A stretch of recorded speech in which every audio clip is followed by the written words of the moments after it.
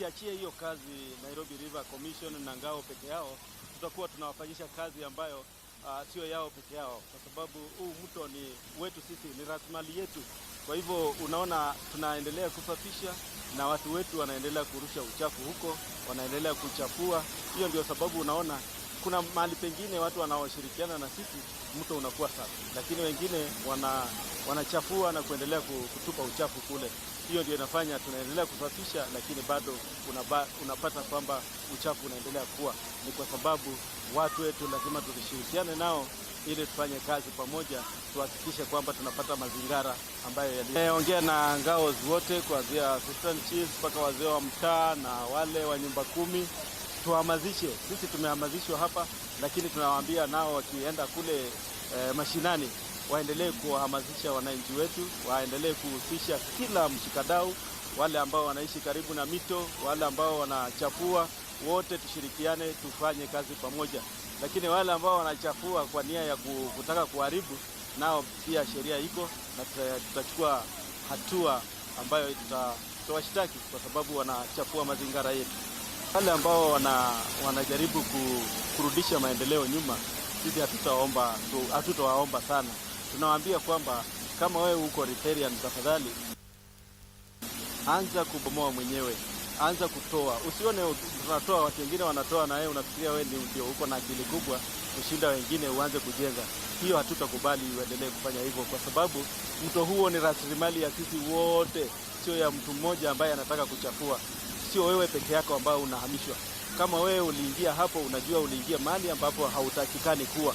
Kwa hivyo hautakikani atutue, tunakuomba sana, kwa sababu lazima mto uhifadhiwe, lazima Nairobi ikiliniwe na iwe safi. Na kama ni lazima, sasa wewe ambaye uko hapo na unavunja sheria, sisi hatutasema ati tutaendelea kukombelezana na wewe. Tunakuambia kwamba toa mali yako katika mto ili tuendelee kuosha mto wetu. Mimi ni member wa Nairobi Rivers Commission. Tuko hapa as a commission working together with the national government administration team ambao ndio frontline wa hii pursuit ya to clean the Nairobi rivers. As the county commissioner has explained, huu mradi au hii program is right at the heart of government. Na katika kutatua hizi shida za Nairobi rivers, we have 4 issues that we need to tackle. Ya kwanza ni hilo jambo la sewage, la pili ni mambo ya takataka, la tatu ni mambo ya flooding ambayo yanafanyika katika huu mji au county wa Nairobi, na jambo la 4 ni recovery of all riparian areas. Na kama mmekuwa mkifuata, His Excellency the President was in Lakisama 2 weeks ago, akiwaonyesha mpangilio ambao umeanza kufanywa wa kujenga new trunk sewers for Nairobi along the Nairobi rivers. Na hizo trunk sewers have come 25 years late. Zingekuwa zimejengwa miaka zaidi ya 25 zilizopita, kwa sababu population ya Nairobi imekuwa ikigrow na infrastructure ya kubeba sewage haijakuwa ikijengwa. Na kama mmeziona zile trunk sewers zinatoshana 1.8 meters by 1.8 meters, yani unaweza endesha gari ndogo pale ndani yake, na zimekuwa sized for the next 75 to 100 years. Na huo mradi umeanza katika mto wa Nairobi mwenyewe, Nairobi River, na kuna mwelekeo wa kurecover hizi riparian areas, kwa sababu hizo sewers, yani hizo trunk sewers zinajengwa along the Nairobi River corridor.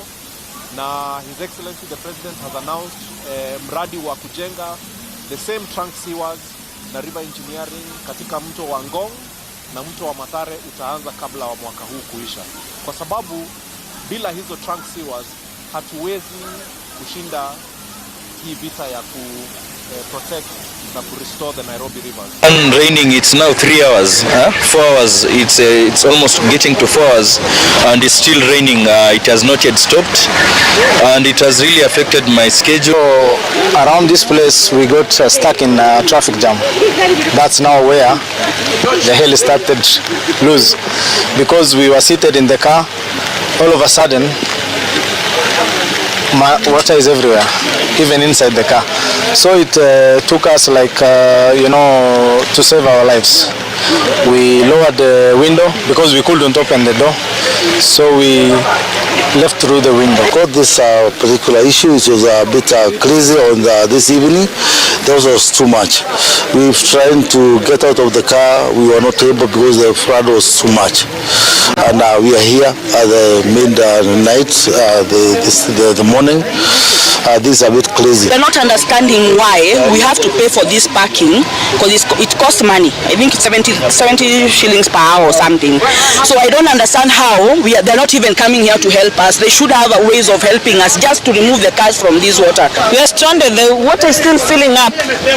We are disappointed, Sakaja. We expected you to show up. At least send your team to come and take care of us here. This is Generation Report, your weekly news roundup show on Radio Generation, where every headline has a heartbeat and every moment counts. Yes, good evening. I hope you people are doing quite well. Thank you so much for choosing Radio Generation, the home of hard truths and bold insights. So, at this moment, we are about to start the Generation Report, a show that breaks down the big stories that happened in the course of the week, from 7 p.m. all the way to 10 p.m. And tonight, of course, I'm joined by a panelist of 3 people, and we shall also have people joining us on the Google Meet, because we have so many people who are interested in this kind of conversations. So if you're just tuning into your radio right now, this is Radio Generation, the home of hard truths and bold insights. Here in Nairobi, 88.8, Mombasa 90.7, all the way to Garissa and its environs, it's 89.5. You are able to follow the conversations that is on your radio. And if you also want to follow the conversations right here on your social media platforms, Facebook, Instagram, there is also X, YouTube. Please do so at Radio Gen KE. You'll be able to follow the conversations that will be happening right here. There are some others who also want to just do it on the digital platform also, rgk.co.ke. That one concerns you, and you'll be able to follow the conversations happening right here. And without wasting so much time, I'm going to introduce our first panelist, who is already in the studio. Just giving him the microphone to introduce himself, so that now we can just start off the conversation. Karibu sana. Asante sana Trish. Ladies and gentlemen, my name is Kazma Makore. I'm the youth leader from the Orange Democratic Movement and the convener and founder of the Broad-Based Youth Front. So it's an absolute pleasure being here at the Generation Report.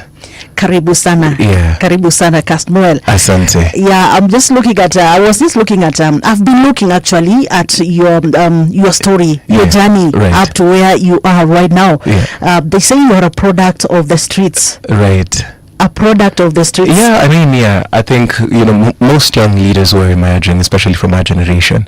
We came to national prominence in 2024. But however, again, even in 2021, I led a national strike against lockdown.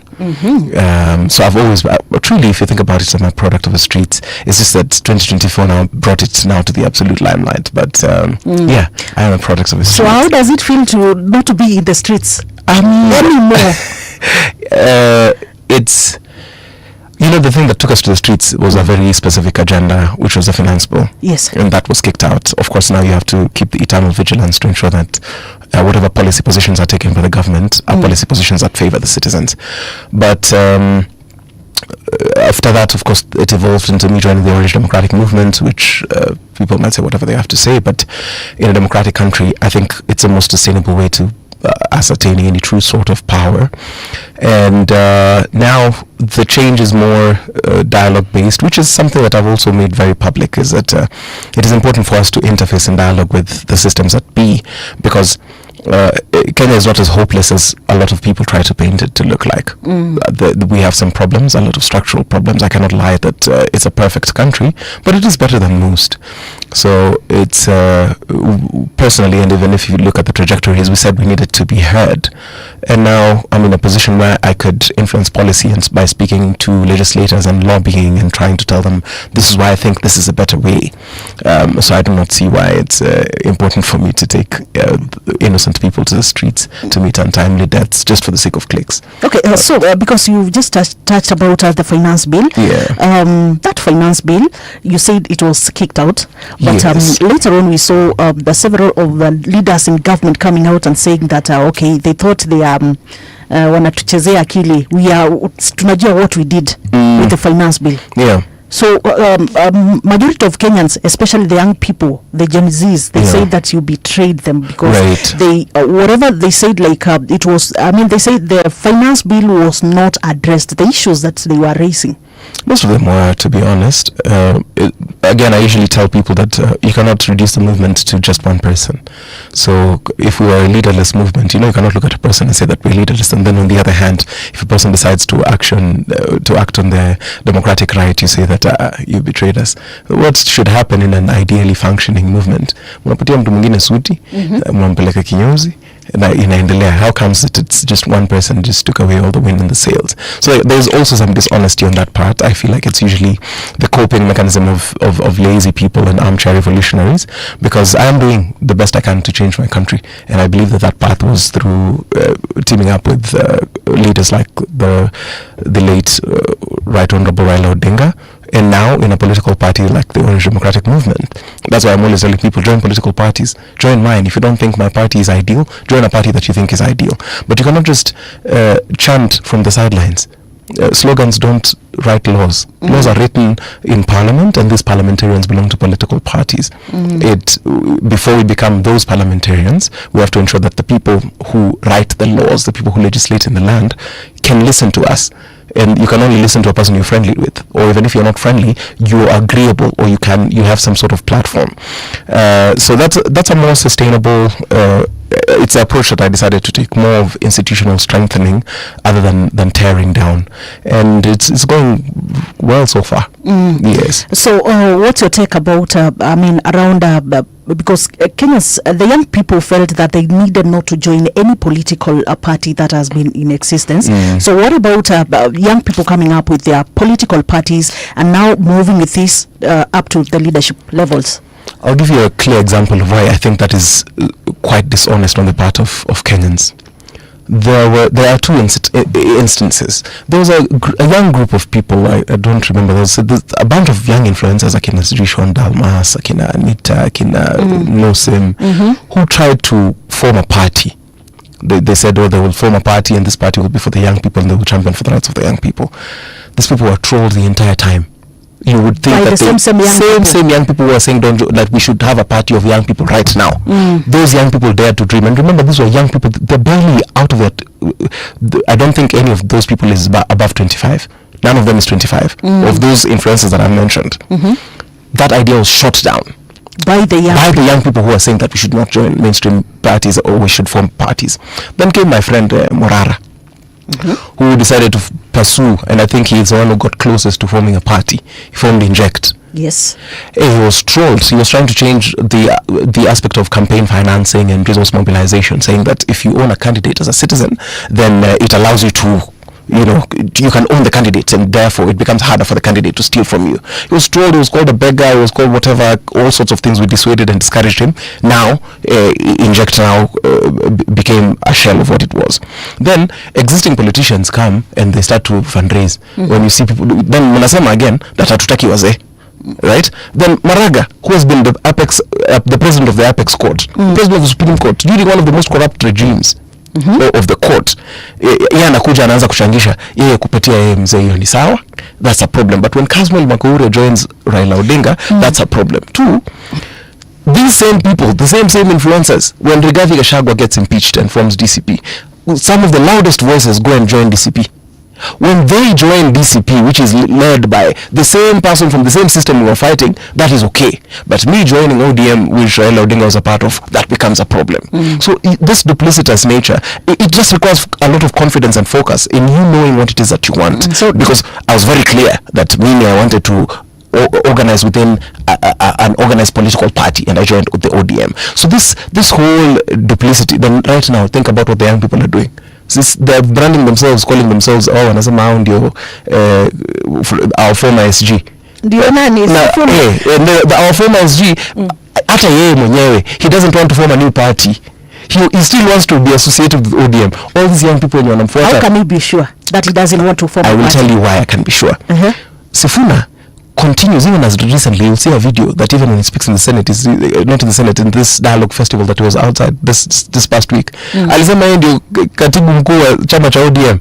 So if you've been suspended from the party, and I sat in this very radio station and I said that he would be kicked out because he's not towing the party line. He himself, he has been asked, okay, why don't you form a new party? Why aren't you using ODM colors? When the last interview went publicly, he asked, who told you that blue is not a color of ODM? He himself, he's fighting it in court. If ODM is that rotten the way they claim it is, and his compatriots, why isn't he leaving? You know, if something is bad, the way maybe I thought when I realized a few characters on the streets were taking advantage, with my head high, turned my back, walked into ODM without looking back, saying that regardless of what the consequences will be, I found my leader in Raila Odinga and we'll move forward. So this duplicitous nature of people saying, let us not join parties, let us do this, let us do that. All these people, it's only a problem when I'm associating with ODM, but when they associate with all these funny parties, when you join PLP, that's okay. When you join Wiper, that's okay. When you join DCP, that's okay. When you join DAP, that's okay. But when I join ODM or some young people, influential young people join UDA, that becomes a problem. And personally, my leader is the one who came up with the broad-based arrangement. Sasa mimi natekeleza tu. I had an input. I said, please weka mambo ya vijana hapo kidogo, look at inclusivity and the audit of that. Some of the proposal I made to His Excellency Raila Odinga, part of the yes, a part of the 10-point agenda. Sasa mimi where I am, I see I can influence change. Why can't those people who are dissatisfied influence change from where they are? Because all of us want a better Kenya. If a better Kenya will be found in ODM, so be it. If a better Kenya will be found elsewhere, let it be found there. But all of us, let's work towards a better Kenya. You have been telling Sifuna to go and form his own party. You have to come out of ODM. No, I haven't been saying to go that Sifuna should form his own party or leave ODM. What I was saying is that if he does not toe the party line, as a Secretary General, his role was to speak on behalf of the party. Yes. He was the mouthpiece of the party. So it cannot be that the Orange Democratic Movement agrees on this. On A, B, C, D, it says that now we will have our new party leader, Dr. Oburu Oginga. He goes ahead, even swears him in. He calls his fellow lawyers when we are in Mombasa, in public, in front of a delegates convention. Then he comes to the television and he says that Dr. Buru is occupying that seat illegally. So he has not been chased from the party. He still is with the party. He's just not the mouthpiece for the party. And this is for his own good, because he was saying that he's not even willing to enter into a dialogue with President Ruto. Who was he in the political formation? The only person who's supposed to enter presidential debates or presidential discussions, that rests solely in the office of the party leader. The Orange Democratic Movement only has one party leader, and the de facto presidential candidate. So he cannot just make decisions on behalf of the party. Not on behalf of the party, leader, yes. But the party leader is the presidential candidate. So the presidential candidate makes presidential decisions on his own. But before he goes and makes those decisions, yes, there is a sitting by the party leaders, including the Secretary General. You see, when we say that you will be a presidential candidate, there's nothing to discuss. You just tell us what your presidential plans are. Now, Daktari has told us that he wants to talk to all like-minded formations, so that we discuss and see how we will ensure this party captures power. Because ODM has achieved everything apart from administering state. We have achieved social justice, that one you will not deny us. We have achieved electoral reforms in the country. We have given the country some of the finest legislators the country has ever seen. We have afforded the country constitutional reforms. 2010 constitution came through our blood, toil and tears. We lost a lot of our members. The only thing we have not captured is power. Tunataka power. So Trish, I think when you think about it that way, it's not for him to just discuss with any Tom, Dick and Harry. It's not in the place of the Secretary General to say this is how the presidential discussion will happen. It is initiated in the office of the party leader, and he goes out and he says, I have found these partners. Like our first partner is President William Ruto, is the party leader of the United Democratic Alliance. Sasa wewe kama former Secretary General anasema ati he will not have discussions as who? I said it here and people called me a madman, and now my prophecies have come to be fulfilled. So it's I think it was important just for that to be clear, it's not that I wanted him out of the party. He still remains to be a very brilliant politician, if you ask me, and is a fine debater. But even him, we have to hold him to account. So, but why do you think Sifuna doesn't really want this kind of a coalition? The broad-based coalition? In all honesty, it is for political survival. You know, Nairobi, you can't just get Nairobi by befriending the sitting government. It doesn't happen. You have to be an opposition. It's an interesting matrix. He's trying to secure his re-election because even if you see the way that he's moving, he's realized that he does not have the base that he used to have, that Baba is not there. And you know, Baba is the one who made Sifuna become electable even here in Nairobi. He tried even back in his home where there was a by-election, and you know, you would expect that now that people are saying Sisi ni Sifuna, that by-election will be won by the formation he was there for. And they had a very big rally, and they were still thrashed by the United Democratic Alliance. So politics is about organization, not mobilization. We think that if you can mobilize a crowd, it means you can capture power. But it goes way deeper. So that one for political expediency, but also two, he's realized that now it has to be issue-based, and he has to find something that is more exciting. You know, the thing that I've seen Sifuna do, he doesn't oversight. He's very excited by the cameras, which is something that people also said of me. But as a legislator, it's a very dangerous thing, where you have the chance to interview or to oversight something. For example, if Sakaja is seated on the other side of the desk, yes, then you walk out of such an opportunity. You're staging a protest. You're the one who's elected. We can walk out. If, for example, I think this interview does not serve me, natoka nje. But our lives are at stake. For the fact that he walked out of such meetings, the person who's been elected to oversight Nairobi, and remember, as part of the Nairobi leadership, sure, the things that you're blaming Sakaja for, you equally blame them on him. These things they're not removed from each other. So if Nairobi is not working, you're saying that Sakaja is not working. Sifuna is not working as well. Yes. The oversight. Yes, because trust me, if oversight was done well, nothing would go chini ya meza, nothing would go kimagendo. But people are so emotional, they don't want to admit these things. And we're so desperate for a messiah that we think that we can excuse these people, some people, and let other people go. You might have your own reservations, but it is political expediency. He's trying to reinvent himself, and I wish him nothing but the best in his political endeavors. As long as now he's not scuttling, he's not speaking in confusion in a bid to destabilize the Orange Democratic Movement. I wish him nothing but the best. Yes. So Tuesday, the 10th of March, they say that this is the time they will be receiving the report about the 10-point agenda. Yes. So and something that came out when Gladys Wanga was talking that day is the fact that she said something insinuating that these 10 points agenda were not necessarily something that was supposed to be implemented immediately. But it is a continuous process, Trish. Well, it is a continuous process. Let's break down this 10-point agenda, for example. The auditing of national debt, is that something that is to be done in a year? But have we seen any efforts so far? Yes. When Badi came in, we've seen levels of inflation go down. Yes, of course, prices in terms of transportation has gone higher. But if you think about the prices of commodities like food, has gone lower. Well, okay. It's in the decimals. And that's, of course, the thing that I could say even in terms of economics. At the macro level, Kenya is doing quite well. At the macroeconomical level. But at the microeconomical level, which someone is saying pesa mfukoni, which is important actually to the local mwananchi. It's very true. But you know, before the micro improves, the macro has to improve. We were told that we would default our debt. We would be in default. We've not defaulted. Certainly someone is working on that. And you hate the president all you want, but something is working there. That we have not defaulted our debt. We were told that we'd be like, gee, akina Ethiopia, akina nani, but we haven't. Then think about compensation of victims of police brutality. Is that an audit that you can do in a year? Between last year and this year? Because remember, as that process is ongoing, because yes, those victims, then they've been identified.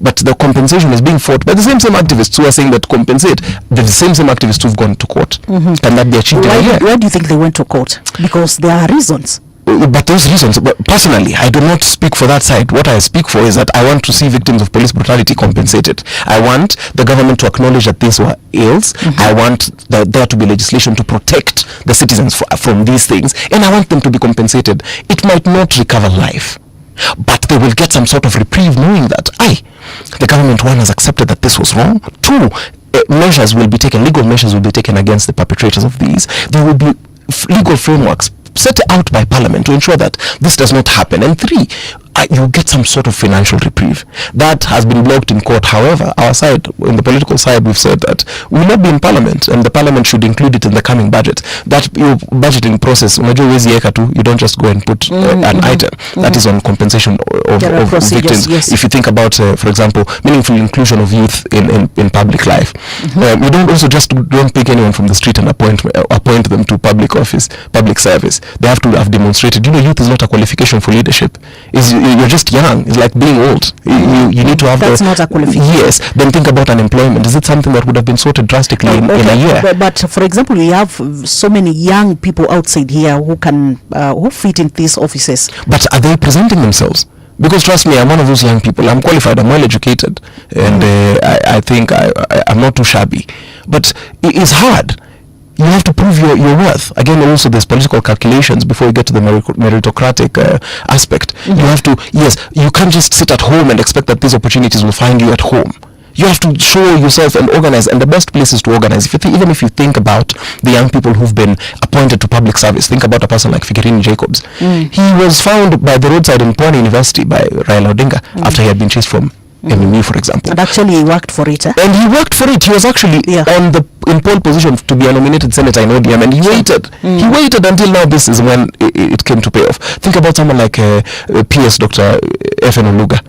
Daktari has been on the forefront. He was even jailed for kutetea mambo ya madaktari, but then now, because people remember as an ODM person has been appointed as PS in President Ruto's government, then suddenly it becomes a problem. But you see, these are people who consistently were working, were ensuring that they were excellent in their spheres of work and meaningful employ, such that now the opportunities come and find them. If you think about, and I speak about ODM very proudly, because if you think about this formation, even in the UDA, gives you the youngest legislators and the smartest, finest minds in the legislative space.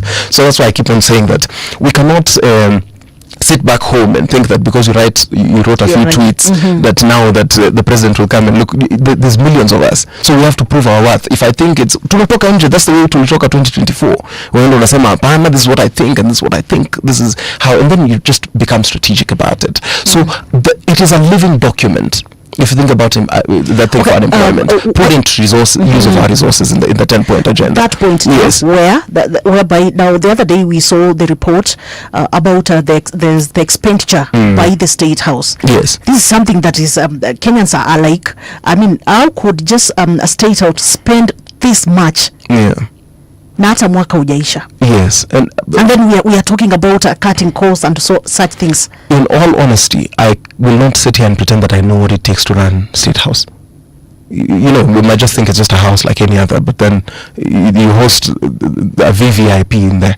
You're the most important citizen, the commander-in-chief of the armed forces. Yes. But if you think about it, I'm of the opinion that we ought to be more frugal. However, in this current dispensation, how is it that we throw that responsibility solely as if the president stole the election? See, he was elected by people. See, even us, we're the ones who decide. Then if you think that he's not is not supposed to be doing that, we hold him accountable. Remember, he leads a party. He's a party leader. If you think your party leader is doing wrong, you at the party meeting you tell them, but then now as we want to insult him through channels that might not particularly reach him, I can't defend it, but I also cannot pretend that I know what it takes to run State House. I believe the figure should be more modest. There could be more judicious use, especially at such a time. But I do not know the intricacies of what the daily spend looks like, what the renovations would be like. And if you go down that rabbit hole, all presidents have been spending, and their expenditure has always just been ballooning. There's no president who was frugal ever since the country started. That does not speak to the presidents. It just speaks to the kind of presidents that we elect as a country. So where does my responsibility start as a citizen? If you're fed up, where does it start? Well, of course, it's at the ballot. Yes. Yeah, it's at the ballot, and again also in public participation, because now as a country which is responsible, then the voices of those people who do public participation should be put into consideration. Yes. So, and that is one of the biggest challenge also that we are having in our country. Yes. Because when the young people come out, or the Kenyans come out and say that this is what we want as a country, yeah, with regards to our constitution, basing on our constitution, this is what we need as a country. Yeah. But then now you see that just becomes a formality. Like, for example, just look at the other day, what the president did was it's a good move. Especially this is the moment that they signed that Nairobi County, yes, the national, corporation. that corporation. Yeah, that was a good thing. But now look at the time when the public participation was done. Yeah. After signing. Right. So I mean, what do you take out of this? I think due process is something that we also need to invest in, because if we just wait to see it on the news, itatupita sana. You know, the thing about Kenyans is we've relegated politics to seem as though it's something that is supposed to be of wale watu wa chini. Yes, because those people go for public participation. Sure. Yes. When is the last time you went for public participation on such small matters? Because when you hear something to do with counties, you just think it's not important until you see the president and the governor signing something. You see the bill. Yes, but you know, these people have always been sitting down. They have like a proper machine where they sit and consult their people. So of course, public participation, it ought to have been publicized a bit more, but we also have to be interested, as in we have to heighten greatly our interest in such matters. I think Kenyans so far are interested in these public matters, and that is why you see they are coming out in large numbers when it comes to this public participation. Like, for example, this one. Because I saw Kenyans, you know, it's not necessarily that when Kenyans come out, they are coming to oppose in these public participations. Because I saw, like the other day, I was following, I saw young people coming and saying, yes, this is a good move. Yeah, the president has done right. Yeah. But now the problem is, now that you bring in the public participation after you've signed the contract. If public participation comes after, I think that's just plain wrong. Yeah, so because that is what happened. If anything comes constitutionally, then it's just plain wrong. But then now this is what I usually say: the country is run politically. It's run by are you participating in the politics actively enough? I mean, bado tumeka nyuma. You have to plug into the siasa so that you know this is what's happening, this is when it's happening. You sniff them out. Hakuna mtu atakaa chini anangojea tusikie sasa what does Casmel think. I have to go there and say, Apana, you now, I see you want to surrender some functions. Governor Sachs, what's happening? Yeah. And there's a time when I didn't know Sachs. Now I could ask. There's something I was even helping some friends with. There's certain promises that were made where typically I would not know how to reach the governor of the city, and I would say, oh, it's very frustrating that these lines are not going through and whatever. Out of personal initiative and a lot of grace, a lot of and I do not attribute this to any sort of personal grandeur or anything, is of course a confluence of good fortune and preparedness. Now I could call the governor, and what now I do is ask my friends, what do you think we need to do here? What do you think we would need to address with someone like a governor?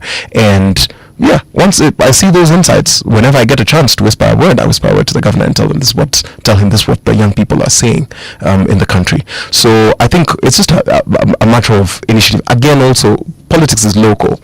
Are you interacting with these young people that we see around the politicians? Or we just look at them and think of them as goons and thugs? So when people see me going to Madare, meeting youth for youth people, they think that I'm doing this in vain. When they see us, whenever, and you see, they accuse us and say that, oh, we are buying and bribing people. But by Jove, if I bump into 100,000 shillings, what prevents me from going down to the ghetto and sitting with people who have been my friends and walked with me along it and just sharing it over Valentine's? So a lot of people, there's that uproar. But for you to be friendly, you must show yourself to be friendly.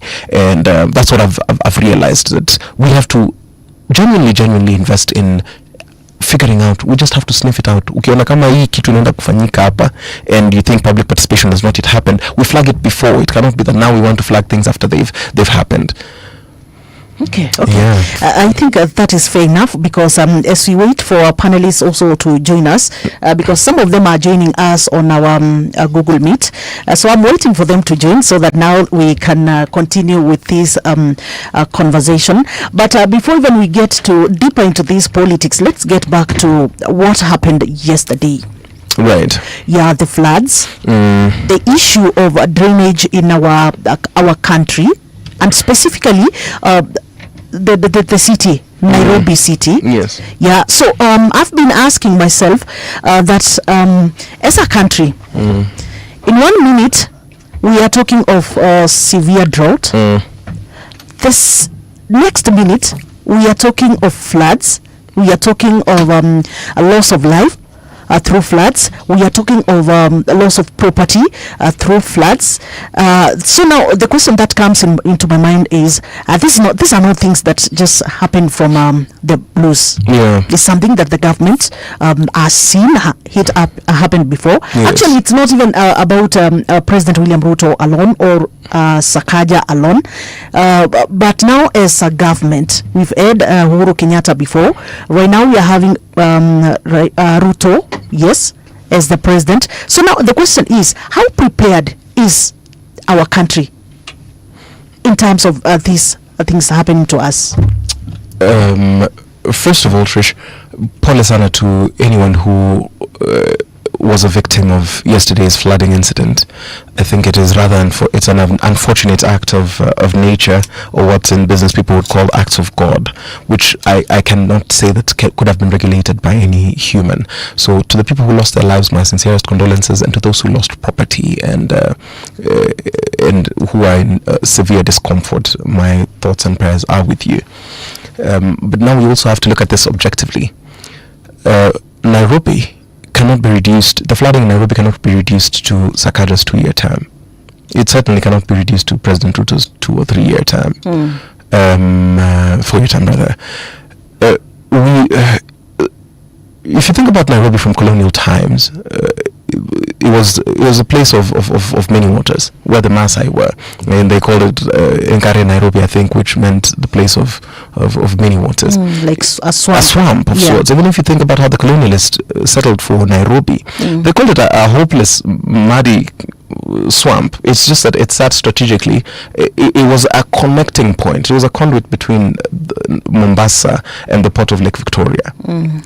And therefore, if you think about it in terms of trade-offs, they saw that this flooding is smaller compared to the interventions we can do to ensure that there's a little stop over here. Now, remember, this problem was a problem that the colonialist found, has been exacerbated, seen Jomo Kenyatta's government, seen Moi's government, seen Kibaki's government, seen Uhuru's government. And if you think about it, there has been relentless permits that have been issued for building, for example. And you would think that the worst of it would be during Sakaja's time, but it was during Kidero's time, where buildings, just permits issued went up over 40%. 2013, 2017, permits, just buildings are flying all over, South Seas, wherever. Remember, we're still in that marshland. It doesn't matter who you vote in, it's still a swamp. Give out endless permits. Sonko came in and it sort of tried to deal with those cartels, but of course did not manage to do that. And if you think about it, it's been years and decades of us ignoring the urban planning. Whenever anyone tries to bring interventions to do with riparian land, because remember, people still live along the riverbed, and the water always wants what the water wants. It will always the water will always reclaim its own. Whenever anyone tries to intervene in terms of riparian land, people turn it into a political agenda. People are saying that certain tribes are being targeted. And now think about even the forests, which are supposed to be the water catchment areas. What's happening in Karura, what's happening in Gong Forest, what's happening to Nairobi River and Madari River, for example. So we are in a very precarious place when we live in Nairobi, and most cities, there are cities which face flooding in the world. It's not unique to Nairobi. That's why I keep on saying that your hatred for President William Ruto should not cloud these facts. Well, now we have to sit down and ask ourselves, you cannot be tweeting this from the 16th floor of a building in Nairobi. You do see how contradictory that is? Because where was the permit for your apartment building to go to 16th floor? You cannot be tweeting this when you live 60 meters away from the river. You cannot be treating this if you're 30 meters away from the river. You wake up and you show us that there's a river that passes outside your house, and you want to tell us about it. No, it's not flooding yet. You know, when it's beautiful. When it's not flooding, it's very beautiful to live next to a river. But now you're tweeting when you're 30 meters away from the river. That's where you live. Where does that responsibility come from? You cannot be treating that, and all you do is throw trash on the roadside, so, because you're contributing to the drainage problem. Of course, this is not to absolve the people who are in charge of garbage collection in Nairobi. That also could be, it needs to be looked at better. But there are sudden failures that Governor Sakaja has, of course, certain challenges in terms of administration that he has faced, and that we have to bring him to book and just tell him, Governor, here you could do better, or the president as well. But we cannot reduce such a catastrophe to your hatred for a particular candidate. You cannot reduce it to the hatred of a governor or of a president. We are not prepared, because preparation will be painful. It will be a very painful process to evict everybody who's along the riverbed. You see, any time that happens, we run into the millions, because you have to compensate these people. But why then are people still living here in the first place? Because now you're looking for political goodwill or political capital. Why are buildings, skyscrapers going up haphazardly, despite the fact that now you see these people, and now even they're falling on people? The drainage system of Nairobi as a city is overwhelmed. The city just can't take it anymore. It's too much. But in our greed as human beings, we keep on building. We want to go higher and go even more, and think that this will have to be sorted out collectively, and we'll have to look back. And that's why we're saying, even just like the living document that is a 10-point agenda that does not have an expiry date, we have to rethink and ask ourselves, are we willing to move from Nairobi? If they said, now from here, nataka nyinyi, now we move you guys away out of Nairobi, let's take you maybe towards Rongai, let's take you guys towards Naivasha, are people willing to do that? Yeah. Okay. You know, yesterday when I was leaving work, at around 8, the roads here in Kilimani, they were all flooded. All of them flooded. But then again, when you look at the constructions that are happening around here, there are so many flats being constructed, apartments being constructed. And when you look at the sewage lines, you realize that they are already blocked. Yes. So I think some of whatever is happening is just like you're saying, we are responsible as Kenyans, and I wish that the government, as just an immediate action towards what is happening right now, is that they need maybe to stop whatever construction is happening right now in the country, but especially so that now we can be done with rains.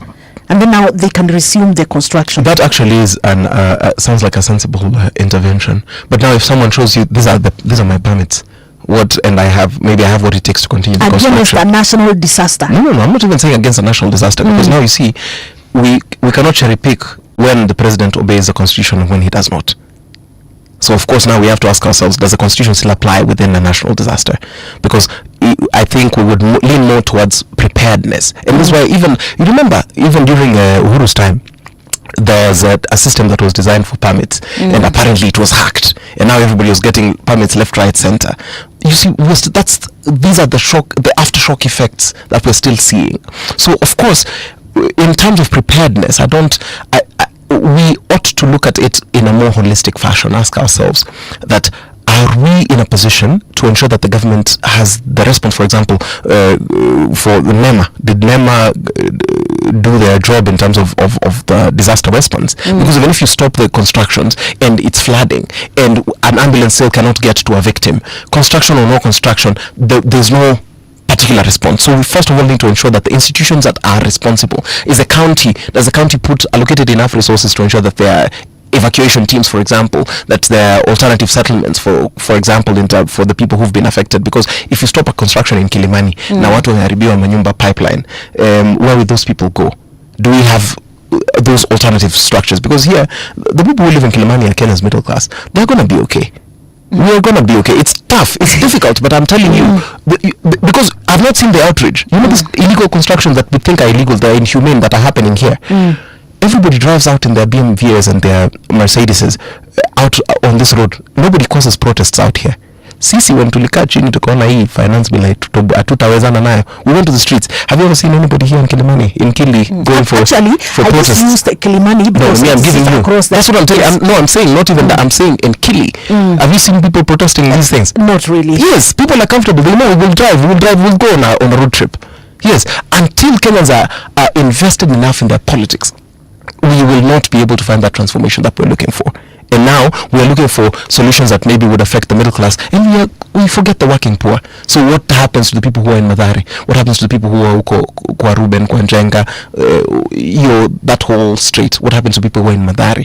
So if we start thinking about it that way, because remember, it's also flooding in Runda. Sure. It is, and what is getting into the houses of people. But those people they've refused to vacate the land that the river is claiming for its own, and they live there illegally. So we have to ask ourselves, if we're going to be a constitutional country, as difficult as it would be, let's agree that then this is a living document that we're willing to subject ourselves to and see it to its fruition. Okay. Karibu sana Kidi. Trish, it's really good to see you. Karibu sana. How have you been? Easy like a Sunday morning. Glad that you invited my brother over. I can't stop admiring his suit. Am I audible? Use this one. Okay. So now, hiyo kizungu yote nimesema imeenda umewist hiyo kizungu yote from Migori. And you know that my brother's eloquence is unparalleled. Apart from it, but I think in this studio, the man whose eloquence is unparalleled is my brother in a suit. My brother, your suit looks really good. Thank you, Kidi. Show me your tailor. As does your sweater. So, Kidi, you found us like in the midst of this conversation, and especially around what happened in our country, what has been happening actually. But yesterday night, it was just something quite different. Whatever we saw, even the BMWs that we are talking about, yeah, some of them were soaked in this. Are you talking of BMW? Because I drive one. But my brother drives a Mercedes.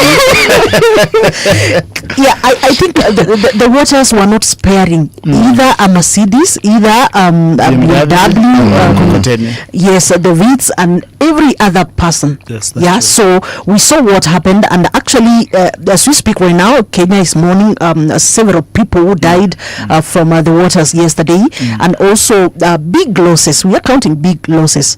See what happened at Glogon. See what happened at South Sea. They are calling it now South Sea. Yeah, sea ya bahari. Yeah, yes. It's just across Nairobi, and we are just talking about the drainage and the poor urban planning that has taken us to this point. So I don't know, what is your submission around what you're conversing about? Again, first and foremost, my heartfelt condolences to the people and families who have lost loved ones. Again, remember that disasters are not unique to any particular part of the world. In 2005, there is the story of the famous flooded New Orleans, when the lavas were broken during the now famous or infamous Hurricane Katrina. Part of why the New Orleans story became a news item of global concern was the poor response by the elected officials. And one of the people who was accused of bungling that response the most was President Bush, George W. Bush, when he was photographed flying over his powerful Air Force One and looking over the people whose houses had been destroyed down below. I think that in our situation today, there are parallels, but there are things that stand out. One of them was the quick deployment of the KDF. I think in a large way they helped contain both the traffic snarl-up, and also they helped in a small way to ensure that there is quick return of normalcy. Secondly, I think the other thing that sticks out is the lack of preparedness, particularly on the part of the county government. Because I think, and I request the people of Kenya to take notice of the fact that disaster response is a devolved function. Further and most significantly, I want to ask the people of Nairobi to again take notice that of the people both who are managing the city and those who are projecting themselves that they want to take over the city on account that the current leadership is incompetent, none of them has done anything in regards to disaster preparedness and response.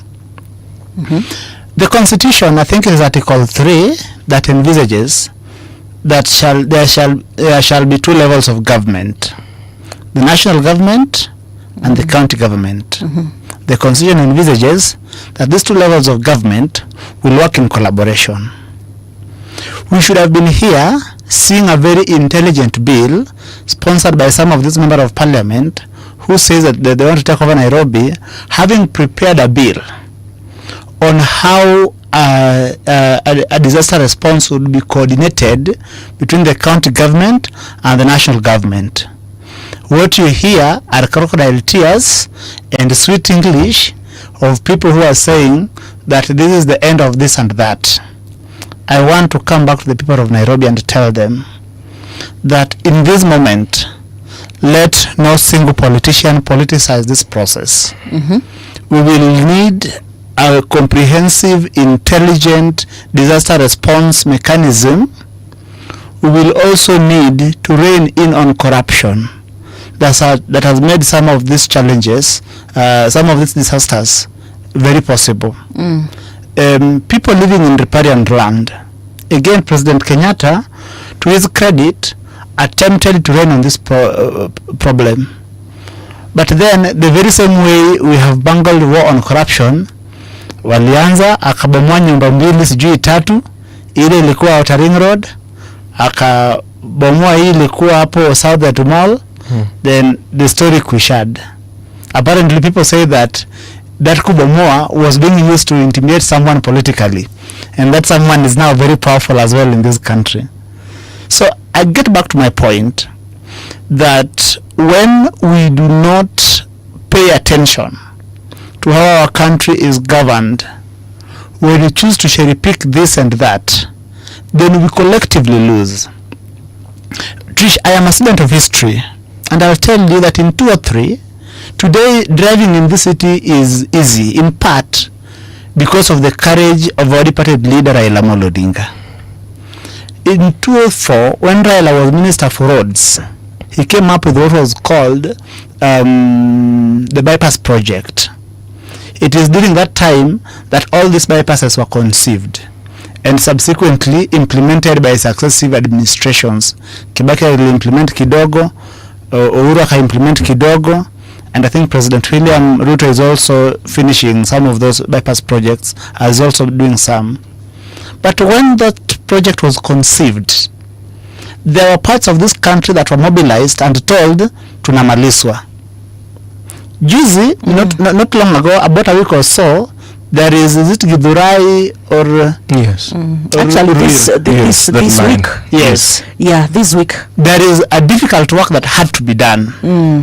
When the government of Kenya decided to do what it must do, people have been mobilized, and we are being told that kuna watu wanamaliswa.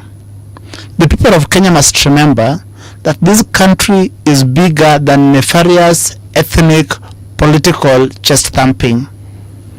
And so back to the question of Nairobi, to be able to make sure that Nairobi is able to extricate itself from this mess, permit me to tie what I'm saying with what the wonderful submission my brother has already laid. That there is a historical and structural issues around how the city is. One, that we live in a swampy area. Two, that there is massive anthropogenic activities that have taken place in the city. And when I say anthropogenic, I mean industrial activities, including human settlement. Three, that some of those settlements and anthropogenic activities have taken place against a backdrop of a corrupt edifice. When we are therefore to make sure that Nairobi does not clog we will need a proper investment first in opening up the drainage.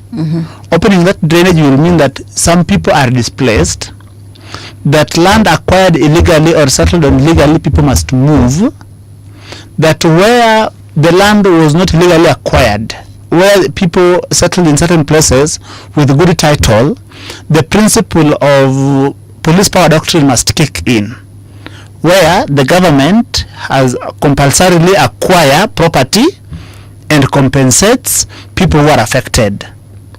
That is not something that we will do overnight, but it will require courage. On this show, I want to tell the people of Kenya that a new leadership is going to emerge in Nairobi. Yours truly is going to be part of that leadership, and we will do what it takes to make sure that we rescue not only this city but also this country. Thank you. Wow.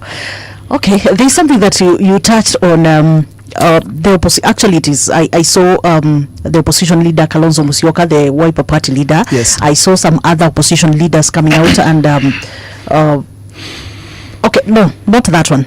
This is about some MPs who came out yesterday but one, they came out and said that they are against these demolitions because yes, the government is demolishing these houses and not giving these people an option because this was their livelihoods. Yes. So what's your take on that also? Again, they are playing politics. They are playing populism with not only the safety and the security of this country, but even with the lives of the very people they are pretending to be defending. One, you cannot benefit from a crime, from an illegality. So if what these people were doing was an illegality ab initio, then you cannot say that government must give them an alternative settlement. You only give alternative settlement when people had an indefeasible title. And indefeasible title is a title that is clean, that nobody else can challenge. But say when you move to a public land and choose to dwell there as a squatter, even the doctrine of adverse possession is only unique to instances where it is a residential area, where someone has settled on land, ameishi. But when people go and turn a place into a market, and illegally so, I think that these MPs are playing to the gallery. I'll tell you one thing. These opposition MPs, if they wanted or if they love these people genuinely as they purport and claim, they could prepare a bill that could come to Parliament, that then and Parliament could enact a law that would envisage how such matters are handled. As it is, and I read law, and I read law properly. I will tell you for a fact, those people occupying that area are doing so illegally. The government, all the land we have belongs primarily to the government. And so the government, in exercise of its police power doctrine, still reserves the right and the responsibility to make sure that they are moved, not only for their own safety, but for the safety of the general public. Thank you. Okay, thank you, Kidi, and thank you, Kasmul, also for the submissions that you've done around that. So let's get to the top of the hour. It's 8 o'clock. Radio generation, the sound is fine. Pump it up, turn it high, all the time. Let the music move you, let's sway. Radio G's got your jam all day. Radio Generation, the home of urban soul. From the city of Nairobi. Tusafishe Nairobi, tuondoe takataka. Tuwakishe mataa Nairobi, tuondoe giza. Tulete maji zaidi Nairobi na tujenge barabara zaidi Nairobi, tuondoe vumbi na tuondoe mambo ya matope. Ndio Nairobi iwe capital city ya Kenya na iwe ni mahali ambapo pako na usafi na Kenya inasonga mbele. Nairobi hoye! Nairobi hoye! Mimi nataka niwaambie ndugu zangu watu wa Nairobi, sawa sawa, ile matatizo tulikuwa naye ya elimu tumeyatatua. Tumeajiri walimu 1,100, tumejenga madarasa 23,000, tumenyorosha CBC, tumeweka new funding model ya kuhakikisha watoto wetu wanasoma university na wanasoma katika Tibet colleges. Tunaelewana?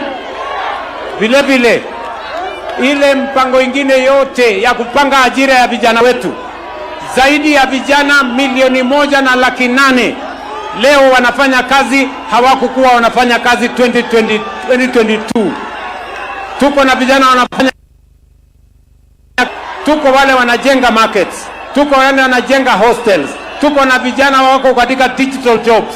Tumeweka vijana 500,000 kwa export of labor. Tuko na vijana wanafanya climate works. Tuko na vijana tumewapanga na mambo ya nyota. We now have 1.8 million Kenyans who are working today who were not working in 2022. Mimi nawauliza nyinyi wangwana wa Nairobi, mnasema tuendelee na kazi ama mnataka hao watu watuletee fitina na vitimbi na ukabila? Tuendelee na kazi. Siku moja tulikamatwa wakati tulikuwa na maandamano kubwa huko Narok. Mimi na yeye na wabunge wengine wa 4 na senator tukawekwa ndani. The Muthaiga 5 wale wanajua.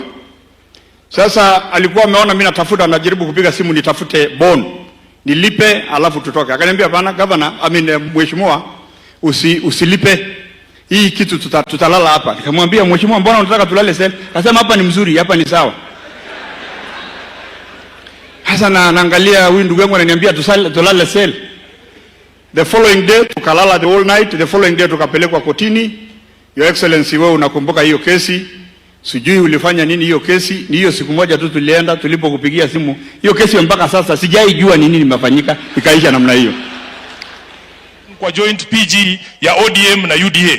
That agreement was not about ODM and UDA. It was about all of us. They are supposed to give a story or a report on the end of abductions and extrajudicial killings of young people. William Ruto was elected president on the back of a slogan. Alikuwa anaenda tu akiimba bottom up hustler, bottom up hustler. Sisi tunakuja tukisema Ruto one time, Ruto one time, Ruto one time. Tutoke draw. Projects. What is the catch here? It is through projects that you can loot very, very easily. And unless we do something drastic in the coming elections, it might be very difficult to take our country back. We are deeply concerned and strongly condemn the ongoing wave of demolition targeting traders and small business across Nairobi and its outskirts. What we are witnessing is not development. It is systematic destruction of the livelihoods of hardworking Kenyans. The demolitions began in Githurai on 18th February 2026 and continued in Wasambo on 4th March 2026, where traders woke up to bulldozers tearing down businesses that families depend on for survival.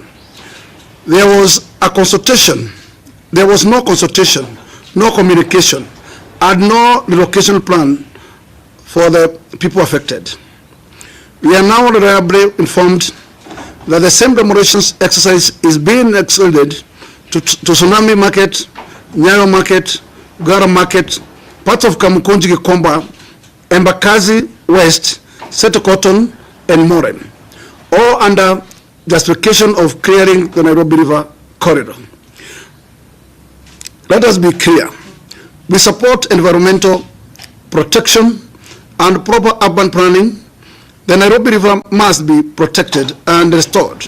However, what we cannot support is the brutal and careless displacement of wananchi without public participation and alternative arrangement. Even more troubling is the fact that some of areas previously demolished have remained idle and undeveloped for years. If the intention was genuine development, those areas who already have meaningful projects, those areas would already have meaningful projects underway.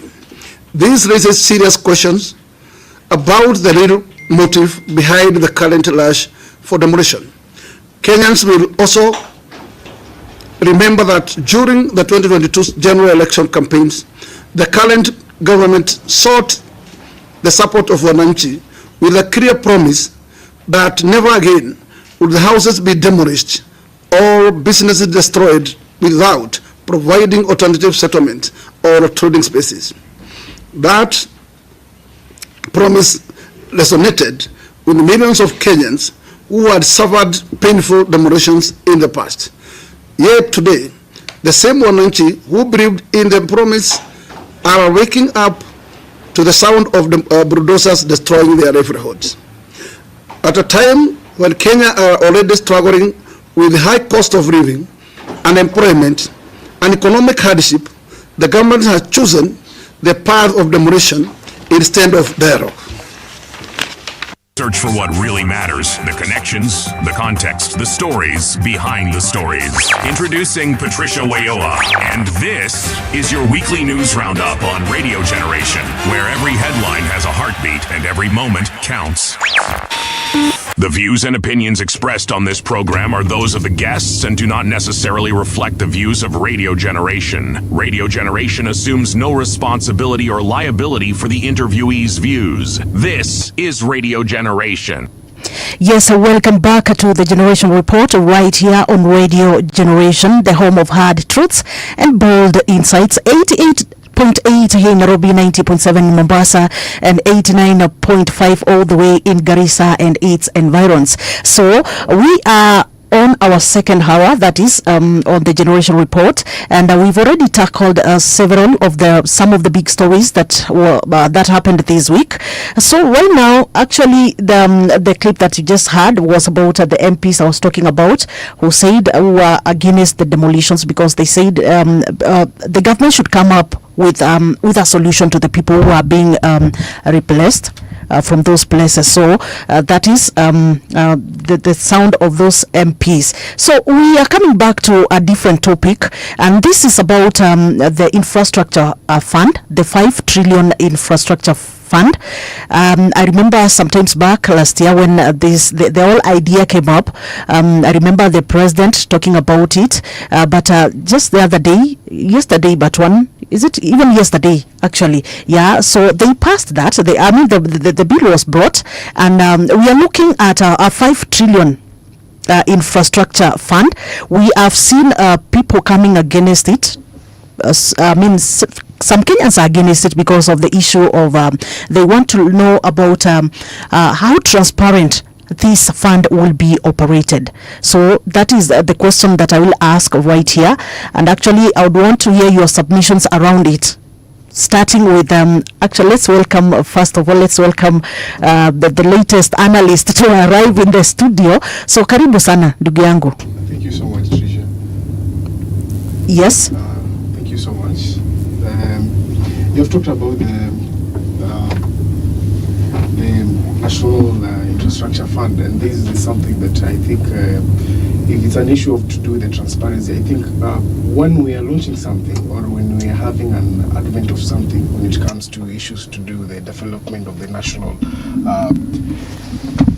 this is the okay, yeah? So what we usually think about is we don't look at the problem at par. I think one of the things that we have to consider when we are launching anything, or perhaps when we are coming up with any solution on how we have to be creative to implement our programs, is one of the things that we have looked is what are the feasibility when it comes to this kind of fund that we're putting in place. But for me, I will say this, Kenyan are questioning transparency. That is the conversation that should be put at place, because that is very important, because the money that is going to be collected and the money the way it's going to be used is something that even the Kenyans must question.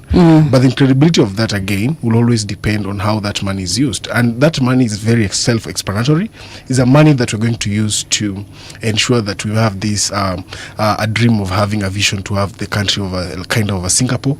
And this is something that we know, if it put in place in the right way. That's why you saw the other time when the president was opening up the IPOs to selling of shares to Kenyans. These are other ways of making sure that we collect funds so that we have this budget that can also be budgeted for this kind of development. Because we understand one thing, that the resources are always limited, and for that to come in place, then it means we must have other ways of ensuring that we have this money. And when it comes to that, I think the most important thing that people have to understand is the reason why we are doing that. Because if people could understand that the reason why we need this money is because we need to have infrastructure for our country, and if this 5 trillion dream vision that we're going to have in place, if it comes true, then the question should not be how do we get that money, but the question should be how is that money going to be used. And this is the way you should have that conversation. But the whole framework of having that money, that's something that has been laid out. The National Assembly passed that bill.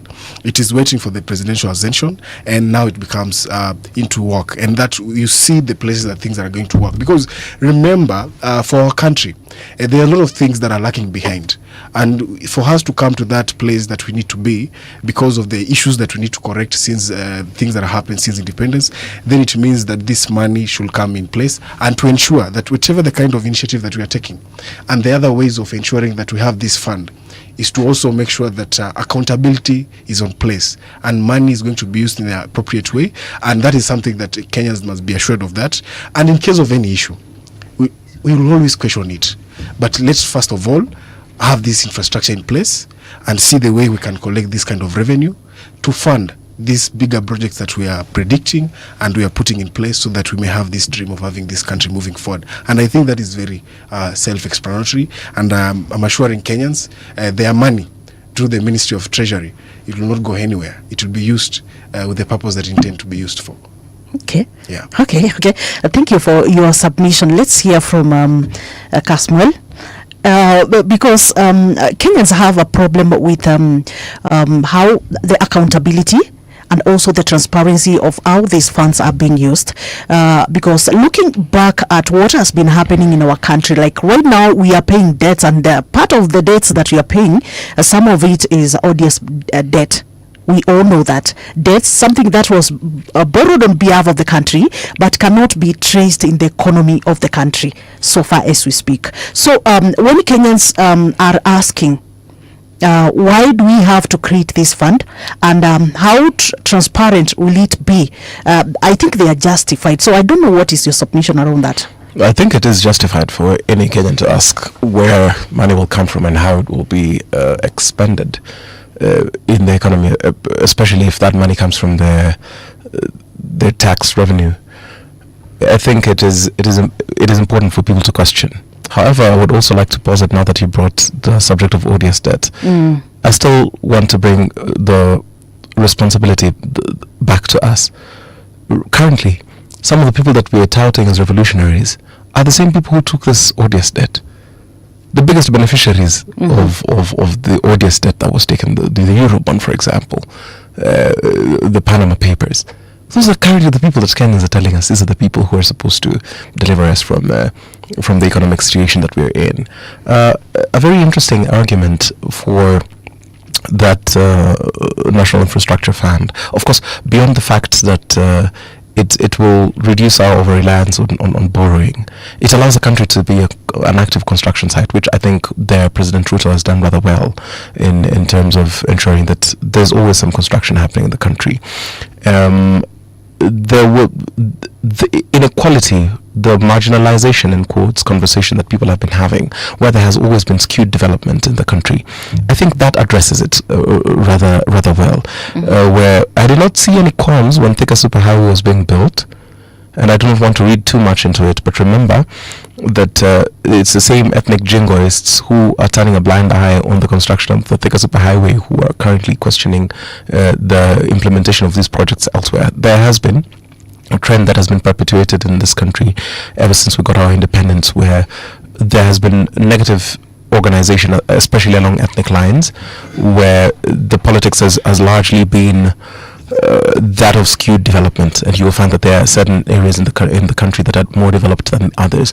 What I actually like about this is people could afford to joke about the president speaking about some obscure road in northern Kenya, in the northern frontier, which nobody would have paid attention to. Where only was toke Tabachi and Wapi and iende hiyo, that is Yolo Road, iende Kotulo, itoke Kotulo, you see that whole that whole thing is a situation which we've not witnessed before. And now there's the dueling of the Rironi and Mau summit, and I'm telling you, as a person who comes from the area of the Kavirondo taxpayers, that it's revolutionary. Being able to access your home and probably half the time. I think even just with the contribution of what the Suswa Road has done, Suswa into Narok, it has greatly ensured that I can come from Kisii to Nairobi to Suswa in maybe 4 or 5 hours. Let me say maybe 7 hours, because maybe NTSA is listening. But the whole point is it allows us, one, to have economic development, that even if you think about the countries that are what we would call the more advanced countries, they're very heavily reliant on debt. What I would say is I am not wary of the infrastructure fund. I'm not wary of its purpose. I'm just wary of how it will be executed. I'm wary of whether there will be accountability, and that people will not use that to prioritize just political rewards of political loyalty. If the development is going to be distributed fairly across the country, I'm all for it. And but also hoping that this National Infrastructure Fund will also ensure that there is better disaster response, because we realize that even with all these advancements in infrastructure, there now comes a challenge of, are we prepared in case acts of nature of this kind show up? Because now you see that there are certain roads that were built or recarpeted, but now with the resurgence of the floods, the roads are no longer there. So it means that we will have to go back to the drawing board and ensure that's there. But if we can ensure that these are humanized, that it ensures that there's fair and equitable distribution of resources, whatever these infrastructure projects, because there will be highways, railways, and hospitals and whatnot, if they will be equitably distributed within the country, I have no qualms against it.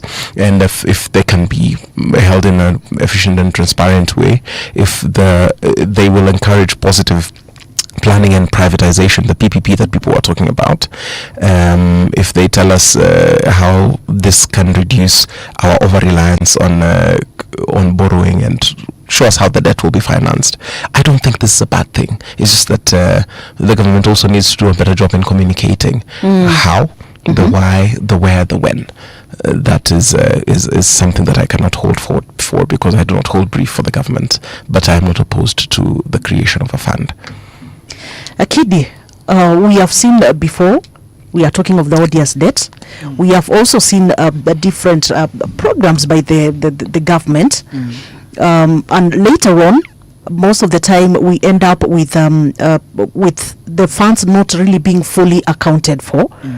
Yeah, so now I want you also to tell us your view around this whole infrastructure fund. Let me start by giving a personal story. When I finished high school, one of the gifts I received from my mother was a book called A Critique of Pure Reason by Immanuel Kant. Subsequently, after reading that book, it brought me to a place where, for me to pronounce myself on anything, I must look at historical perspective as well. Trish, I will tell you that between 1901, when the lunatic line touched Kisumu, to 2014, when we started building the SGR, the railway line had not moved an inch. Again, the person who brought this to the attention of the nation was Raila Amolo Odinga during his famous vision launch speech on 7th of May 2007. I say this to underscore the fact that Kenya is today what is described as a lower middle income country. Vision 2030 anticipated that Kenya would become a middle income economy with high standards of living. To be able to attain a middle income status with high standards of living, you should be able to also have, among other things, a business environment that encourages not only private investment but also private capital. The only way, or one of the ways, major ways you ensure that private capital is able to flow smoothly is when there is sufficient investment in infrastructure. It is something that the Jubilee administration attempted to do, but personal greed and or incompetence, I don't know which, got in the way, and as a consequence, a country that was able to finance itself up to 95% from domestic revenue, 95%, I repeat, was in 10 short years drowning in debt, with debt standing at over 70% of the GDP. So that today as we speak, we spend about, I think 81 shillings for every 100 shillings collected in debt repayment. Sure. That leaves us in a very precarious situation. But then that quickly brings us into another thing. We have finance experts have always called zombie state parastatals. They are half awake and half asleep. What they do therefore is that because then people they've got staff, then all the revenue they generate goes into paying salaries, and sometimes we have got to get money elsewhere to pay people in those parastatals. I come from a center-right political party. I believe in politics of ideology. Us center-right people believe that there is a place of private capital in a state. And therefore, these parastatals, their performance can become greatly efficient if you let them be run by private hands. And so that is where infrastructure fund comes in.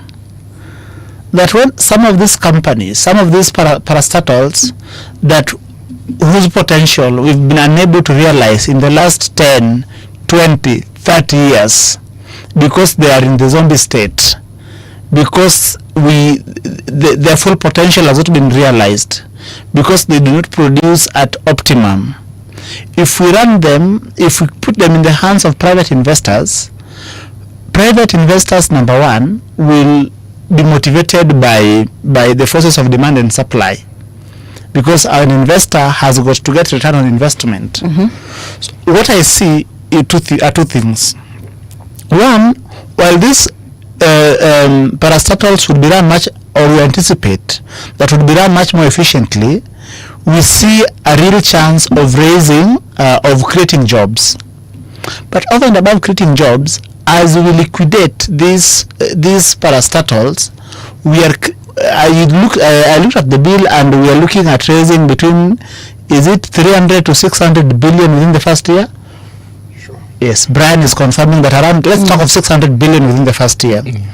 What this is going to do, from where I sit, and I told you I'm a fairly good lawyer, and ordinarily I don't brag. You're being modest, my elder brother. You're being modest. I do not know who you're trying to. You're a damn good lawyer. Okay. Yes. One thing it is going to do is that we are therefore able to sustain critical investment in infrastructure. One of them being the airport. By the way, we need a new airport. Someone would ask, but could you post Adani? I opposed how the Adani deal was being handled, which from where I sat, I felt that it left much more to be desired. Again, the president in his wisdom agreed with some of us.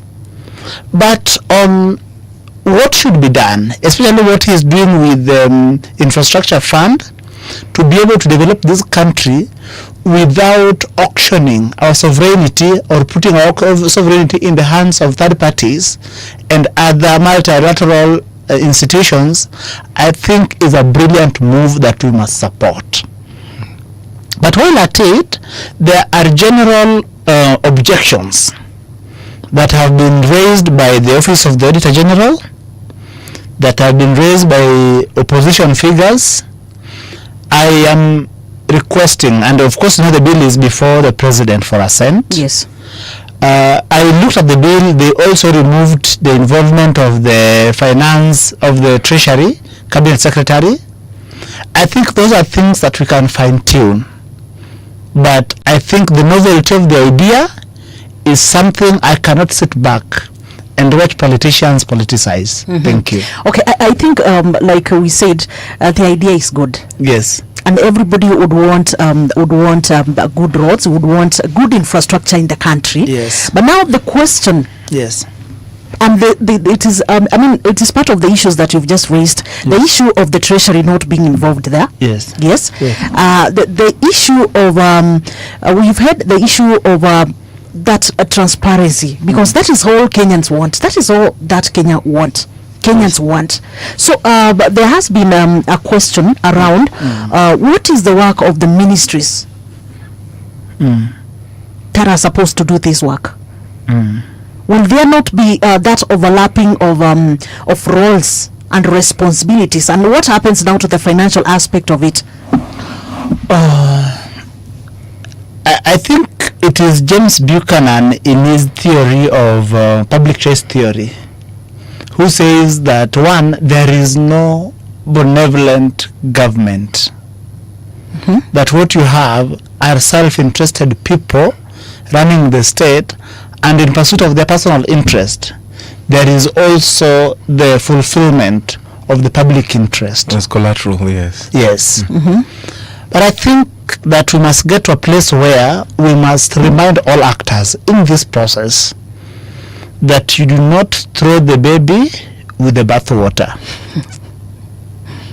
One, there is need to make sure that this idea is implemented. But of course, we've got also a political interest that sometimes might cloud, using the word might very deliberately, might cloud judgment. Because people could be seeing an opportunity to become multi-billionaires, to do other things at the expense of the state. I think they must remember, and the president, because I know the president listens to shows like this, and he could possibly be listening, we request that let this process be done above board. Let all the accountability institutions that needs to be there, and for purposes of both coordination and accountability, are included, to make sure that when his vision to transform this country kicks off, then there is no basis upon which anybody else will frustrate those efforts. Again, if you pass a bill that is not well considered, it is easier to go to court and have court nullify it. We wouldn't want that frustration with this project. And so in the event where there was human oversight, and I call it human oversight, while this bill was being processed in Bunge, let the president return it and make sure that necessary amendments are done, and then we are able to move forward together. Because I think, again, to the president's credit, I think one of the things he has demonstrated, and Trish, I speak as someone who has supported the president and has occasionally picked certain fights with him. I think the president must know that we desperately want him to succeed. And to that end, I think that it is important. He has demonstrated that he can make difficult decisions in the interest of this country, the very same way he said when he got elected. But governance is like making of a sausage. Sausage making is messy. My brother who to the right... I am a vegan, I would not know.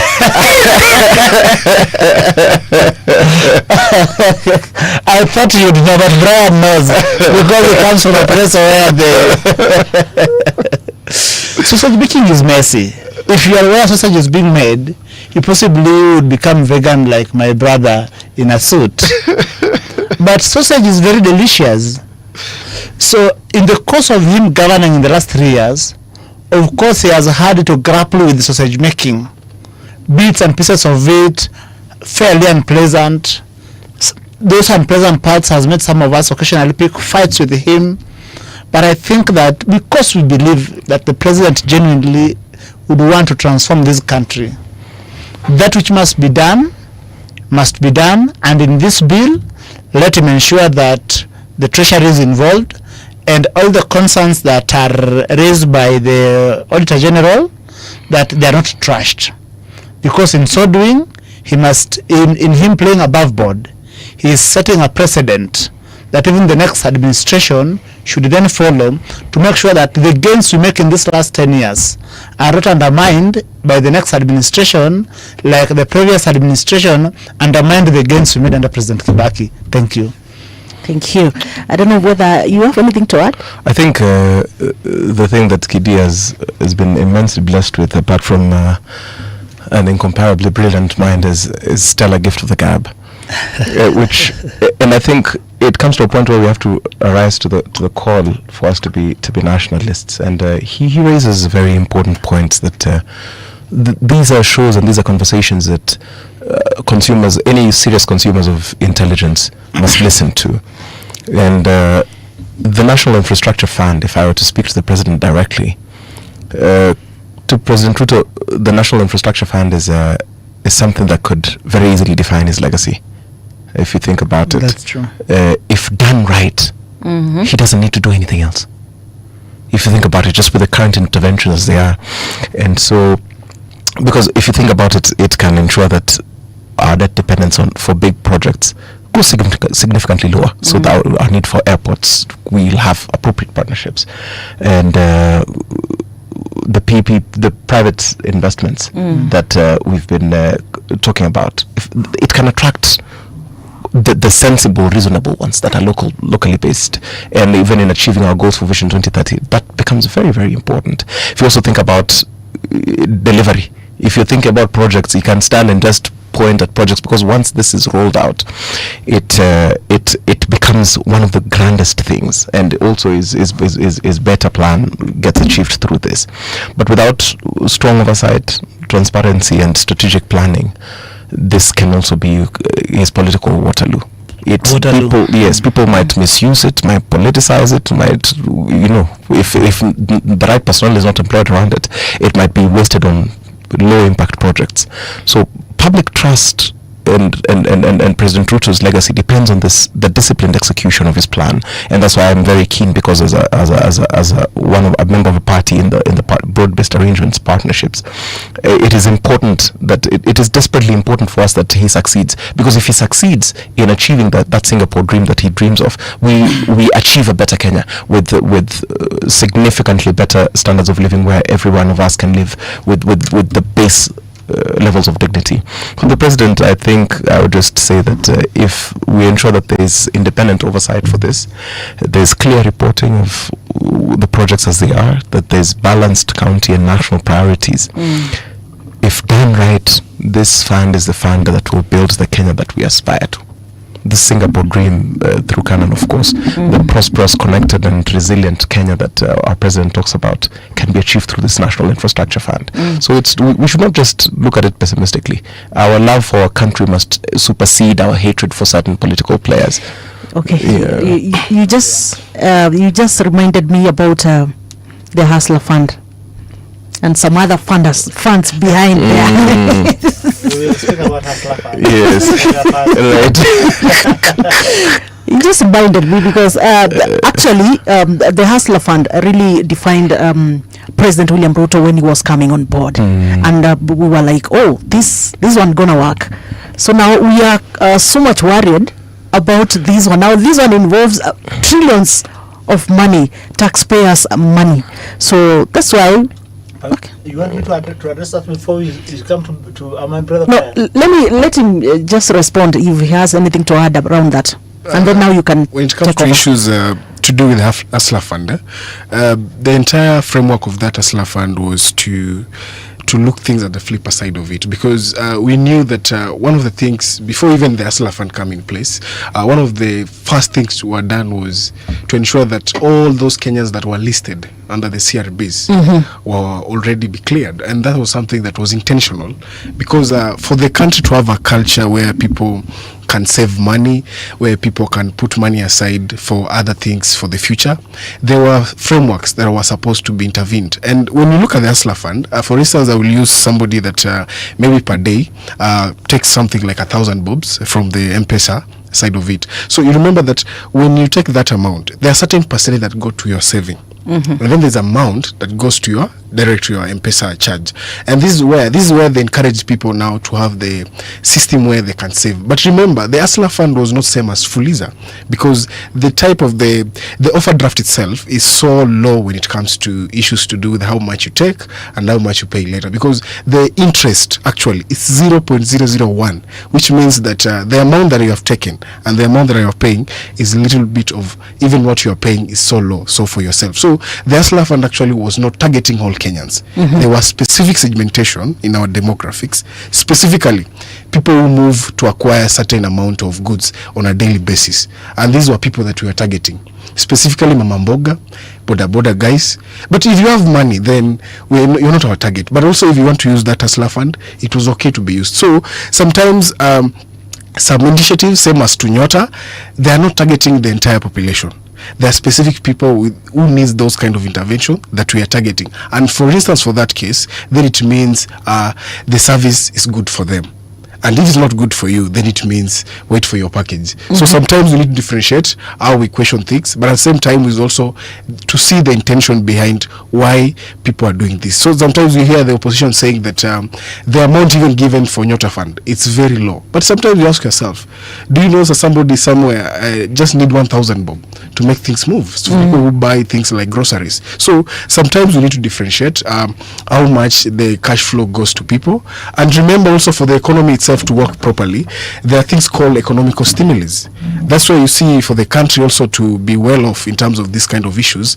You remember during the Kibaki era, the stimulus that they put in place when it comes to economic intervention was majorly on agricultural side of it. That's why you see something that to do with the fisheries that was happening during the Kibaki era was majorly to ensure that people are intervened for the food production. But for instance, for now, what do we need? We need people who have the money in their pockets. So we bring this kind of interventions to ensure that everybody access the amount of the money, even if the things that have the lower credit scores, that to ensure that they acquire this kind of money. So the entirety of that framework is to ensure that everybody access money. That's why the case was, because we know the inequalities of money that exist in this country. Okay, that is okay. That's okay. But the reason why I brought this up is because of the issue of the defaults that were done. And the fact that this fund, of course, was launched without a proper oversight board, because that is now the same issue that would bring the issues of the transparency and accountability in this other fund that we are talking about. That's why I brought this up. Tricia, remember that when somebody acquires that money into their own account, there is a purpose you want to do for that money.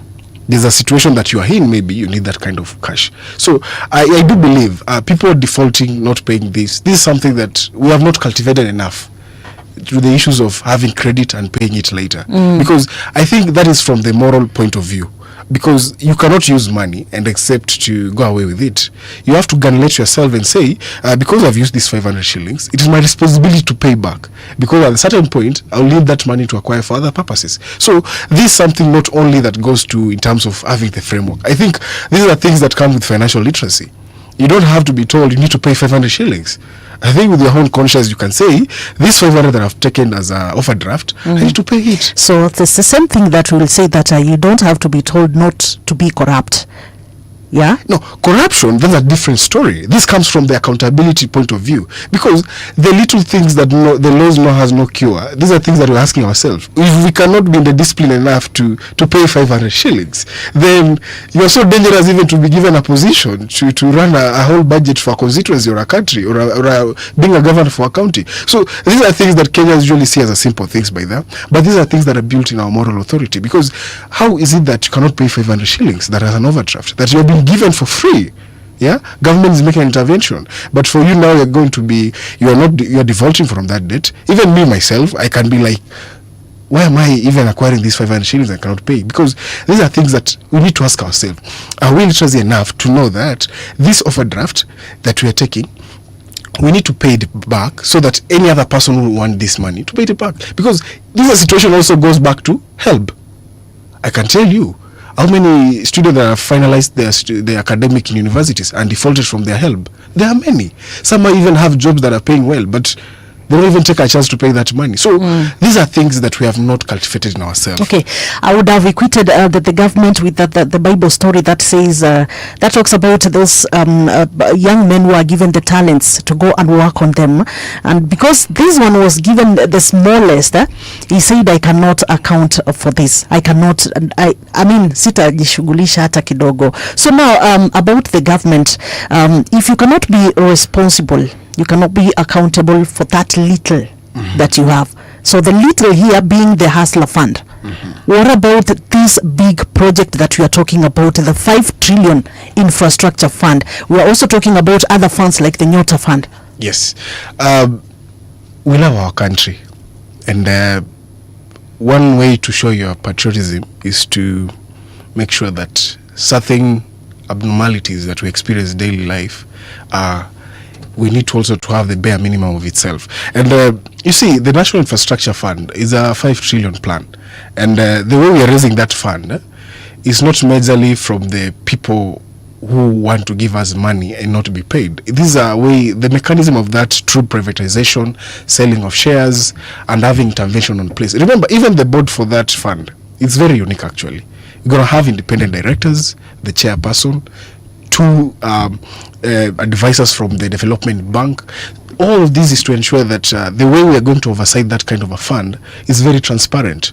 There will be no intervention. Even the kind of penalty that is in place. There is a penalty that has been put in place. If you are fined that you have stolen that money, you pay double.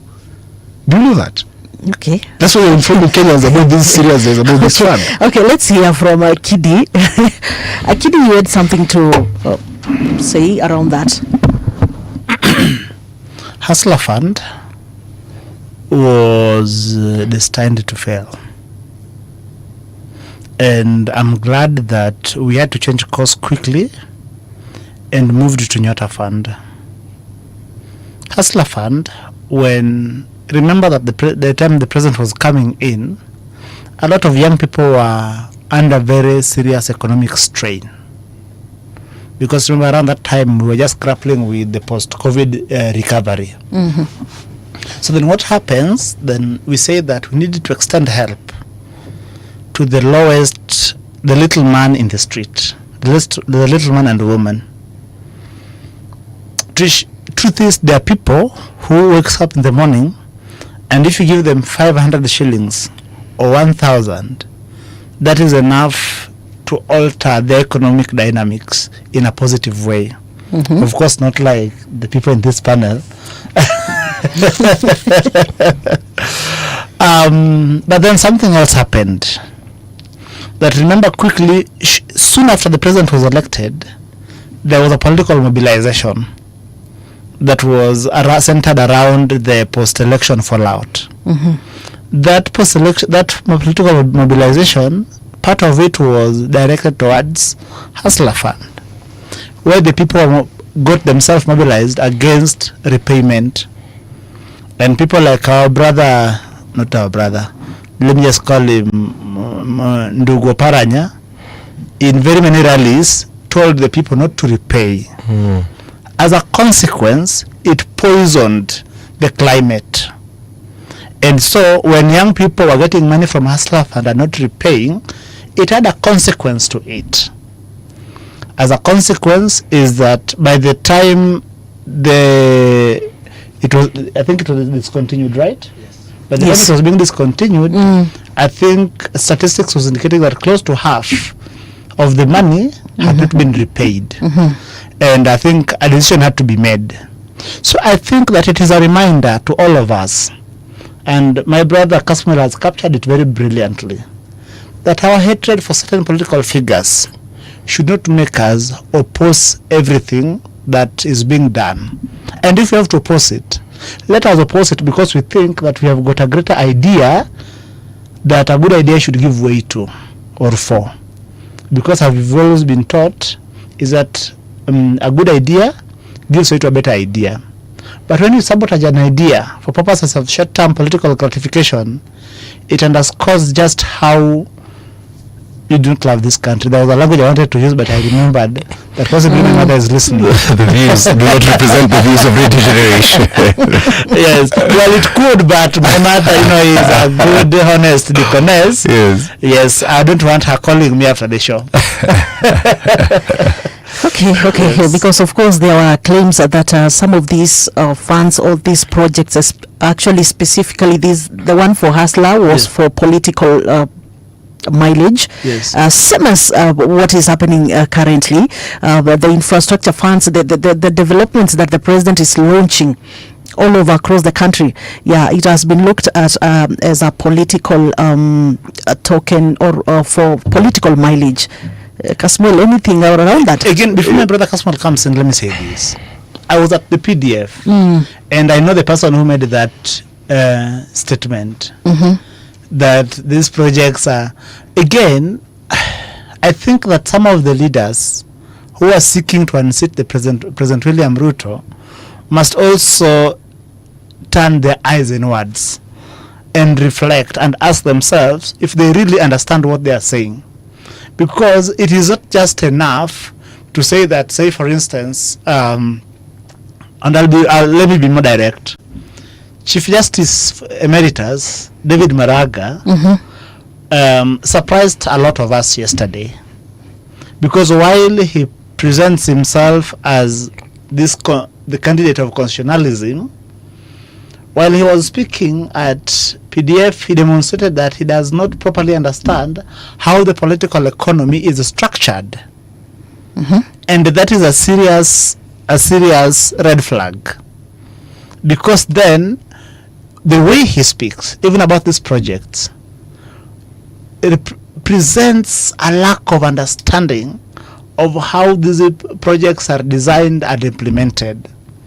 I think even as we speak to the people of Kenya, as we seek to still exploit the youth rage of 2024, we must remember that we are speaking to an electorate that in a small way have taken time to understand how things are done.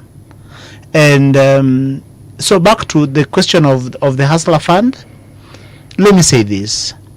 There was need to extend help and immediate help to the people at the lowest level. There is how it was implemented that of course leaves a few things to be desired. But I think that it is a learning curve from where I sit.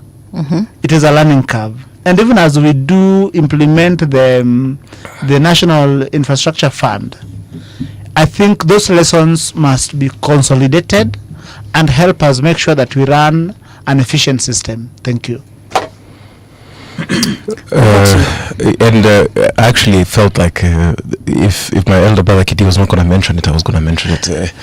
Maraga is an elder. We go to the same church, so I find myself in a rather. But I've criticized him before. There's a danger in playing politics to the gallery. While it is important, of course, to appeal to the political base that you're trying to, and that is the same headwind that people like Babu and Sifuna are going to find themselves in, because you realize that sitting MPs cannot talk as if they are bloggers. If you sit in the Legislative House, it is your solemn responsibility. That's what you swore to do, to protect and uphold the Constitution. You cannot come to Facebook and start writing for us essays of what you will do later. Yet you live in the Legislative House. You should pass the laws there. You should have sat down and caucused, if you truly are influential, mobilized, marshaled MPs to support this bill. You bring a national disaster management bill. Pass it quickly, because it's something that can be done, something that Parliament can have an emergency sitting for. But they will not do that. They would rather pontificate on social media. Same to the former Secretary General of the Orange Democratic Movement. All they will do is just the ye and haw. But when it comes to actual oversight and actual work, it's not done. You cannot apologize. Just say, "Oh, I'm sorry. We take responsibility." How is taking responsibility? Have we seen you have an emergency meeting as a leadership of Nairobi to ensure that this is addressed, or you just want to take jabs at people on social media? Reminds me of what Maraga, there's a presser that Maraga, on the day that the Right Honorable Raila Odinga, the chief of the Golden Hat, passed away, there are certain laws that was assented by the president, and he called a presser to oppose everything that the president had assented to. And that's why I keep on telling people that your hatred for President William Ruto must not cloud, it must not be greater than your love for the country. Your hatred for a certain political leader, your hatred for me, by Jove, must not cloud your judgment for the Constitution. Some of the laws that was assented to, the air passenger service charge amendment, really, it was just revising the air travel service charges and affecting the fees that were collected for tourism and aviation. A very good law. Maraga himself called a presser and opposed it. The National Police Service Commission Amendment Act for 2024, a very short statement, which was for the mental health and well-being of our servicemen and women. Maraga, in fact, you will not believe who was in charge. This task force that was to oversee the police it was known as the Maraga Task Force. Yes, but he called yes. that law was assented by the president on the 15th. But he still called a presser to, because he plays to the gallery, virtual asset service providers, things for crypto and bringing these things. I could go through the Wildlife Conservation Act and Management Amendment. Really, a lot of these laws, even the cyber crimes that was assented that day, there are only few problems that I had. There was only one law for privatization, the Act for 2025. That's the only one I had a bit of a problem, which kind of was sort of vague. But out of the 8, 7 of those were good laws. But because our politicians want to play to the gallery, we say because it was hyped online, people made it look like a really bad thing. And because right now, if you stand and defend the president, you become a sort of social pariah. People don't want to acknowledge the truth that these were good laws. Mm-hmm. And if we premise ourselves on the fleeting and flailing whims of public approval, we will not have much movement. For us to take the great leap forward, we have to acknowledge truth in all its uncomfortable forms and say that this is what is working. So I've seen that sort of commercial activism, and a lot of these new leaders fall prey into that wave of commercial activism. I'm not saying that we should not oversight the government, far from it. We must maintain eternal vigilance, because we are the ones the country will be left to. A lot of these players, once they exit, we still have a few, over 20,000 dinners left. Well, the runway is shorter for certain political players, so we have to take care of our country, but we cannot afford to throw it all out for cheap clicks and likes. We have to invest in the work, as I've been saying from the beginning of the show. Well, I think that is fair enough. You have anything in it to add? Yeah, okay, because leaving the politicians outside this, maybe this conversation or these matters that we're talking about, why this really matters to Kenyans, just the normal mwananchi, why mwananchi would want to see proper planning around this, would want to see, would want to see everything, what is happening around that infrastructure bill. It's because it comes back to us in terms of the taxes that we are paying. Yeah, in terms of the debts that we will pay later. Yeah, so it's quite important when Kenyans come out and try to make the government do the best out of whatever they are planning, because it will affect us later. Right now we are paying debts. We are saying 82% of every 100 shillings that you have is going to pay debts. And then now, again, the government comes out and tells us that this amount cannot be traced. Why? Because maybe whoever borrowed, did not account for that money. It cannot be seen in the economy. You cannot feel it in the economy. But we are here. Yeah, Kenyans ready to pay. I think that case for Okiya Omtata is, I don't know when is the judgment, I think, around the odious debt. So Kenyans are looking forward to see what comes out of that. What does the court say about these kind of debts that we are talking about? Because Kenya has a history, we know. The scandals that we have talked about, financial scandals that we have talked about. So it's quite, Kenyans are justified sometimes to come out and oppose, because Kenya has also, the government has always proved it that they cannot they will not make it open, they will not be transparent enough until Kenyans go to the streets, until Kenyans oppose. That's when now the government will come out and start saying, oh, this is this. And it's something that when we were starting, Kasmil talked about it, that the government needs to know how to communicate better. Yeah, because some of the They're doing good things, but the people who are mandated to do that communication are sleeping on the jobs. And this one we also have to call out. You cannot just you do good things and you expect the people, you have to communicate them just as loudly. You cannot be the prerogative of the president alone, because then he seems like a micromanager. So the people who speak on, we have spokes. that's what we're saying. The Yes. spokespersons are not they're not doing well to consistently and constantly and effectively communicate the gains that the Kenya Kwanza government has realized. Okay, I think that is fair enough. So the other thing that we are going to talk about, of course, it's still matters development. The Adan, I mean, It's okay. It's a foreign thing, you know. sorry, about the airport. Yeah. The airport that we are talking about, when the president was around Dagoretti sometimes last week, he promised and said that we are going to build another airport for the country, and of course we are happy. Those of us who have been at the airport, we know the state of our airport. If you are lucky enough to have gone outside the country and been in other airports, you can tell that ours need some. We need to do something around our airport. So Kidi had actually touched about it. He was just starting to talk about it, but then now I said let us just have a look at it separately, because the opposition leaders I saw yesterday, the Wiper leader Kalonzo Musyoka coming out and saying, and not even him alone, together with the other leaders, saying that Kenyans should oppose this issue of the airport, because somehow there are plans to sneak in Adan into this project. So that is something that we're going to look at once we come back. But Kidi, you said that you really opposed Adan. Yes, I did. I wrote about it. If you Google, why were you opposing it?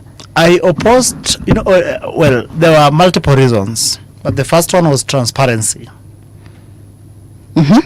And on transparency was the track record that Adani had established elsewhere. That was not something that we wanted to associate with, especially placing our airport, the biggest airport in this country, in the hands of Adani.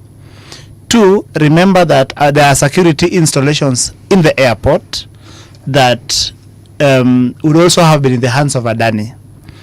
Three is the fact that there was very limited public participation around this matter. So then these issues put together. And fourth, remember that it was not just the airport thing. I was also opposed to the energy transmission. Part of why I was opposed to the energy transmission, in the day and age, they say that in the day and age, when data is the new oil, China is the new Saudi Arabia. Okay. Today, supply of water sometimes depend even on data. I don't know if you know that. Okay, I think listen. Let's just supply. You ask this question. Let me answer it. We're just going to the top of the house, so I just wanted to come so back. that now Come back so that I deal with it come back. Thank you. Yeah, because we still have that pending, and also we have other politics around. Yeah, before we break, and even the war between Iran and Israel, then US, and how this is really affecting us as a country, Kenya. And even other countries here in Africa. So let's just sit to have this top of the hour. 88.8 in Nairobi, 90.7 in Mombasa, 89.5 all the way to Garissa and its environs.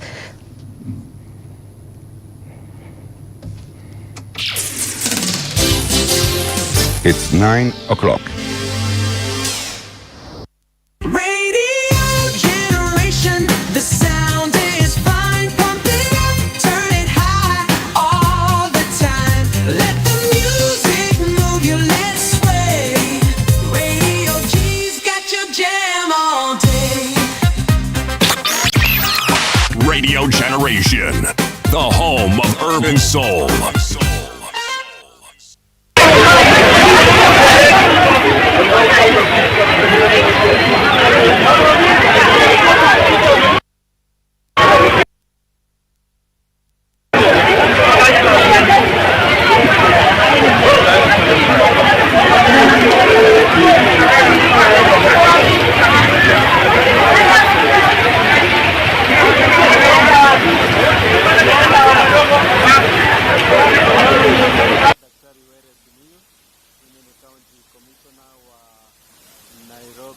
East Sub-Region.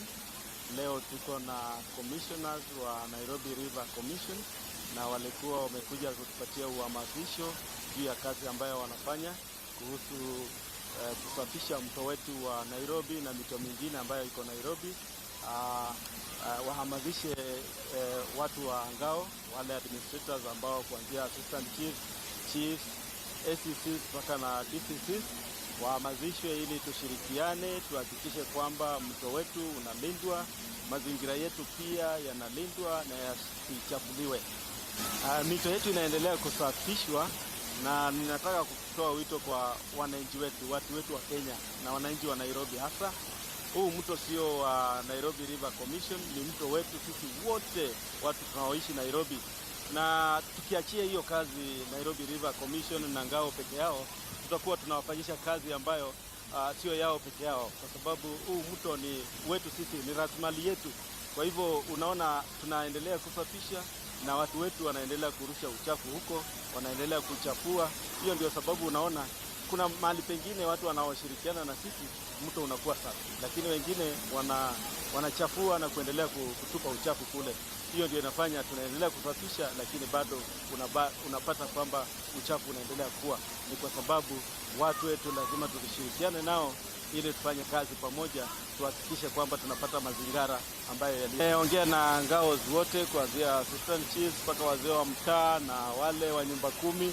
Tuhamasishe, sisi tumehamasishwa hapa, lakini tunawaambia nao wakienda kule mashinani waendelee kuhamasisha wananchi wetu, waendelee kuhusisha kila mshikadau, wale ambao wanaishi karibu na mito, wale ambao wanachafua, wote tushirikiane tufanye kazi pamoja. Lakini wale ambao wanachafua kwa nia ya kutaka kuharibu, nao pia sheria iko na tutachukua hatua ambayo tutawashtaki kwa sababu wanachafua mazingira yetu. Wale ambao wanajaribu kurudisha maendeleo nyuma, sisi hatutawaomba sana. Tunawaambia kwamba kama wewe uko riparian, tafadhali anza kubomoa mwenyewe, anza kutoa. Usione tunatoa watu wengine wanatoa na wewe unafikiria wewe ndio uko na akili kubwa kushinda wengine uanze kujenga. Hiyo hatutakubali uendelee kufanya hivyo, kwa sababu mto huo ni rasilimali ya sisi wote, sio ya mtu mmoja ambaye anataka kuchafua. Sio wewe peke yako ambao unahamishwa. Kama wewe uliingia hapo, unajua uliingia mahali ambapo hautakikani kuwa. Kwa hivyo hautakikani atutue, tunakuomba sana, kwa sababu lazima mto uhifadhiwe, lazima Nairobi ikiliniwe na iwe safi. Na kama ni lazima, sasa wewe ambaye uko hapo na unavunja sheria, sisi hatutasema ati tutaendelea kugombelezana na wewe.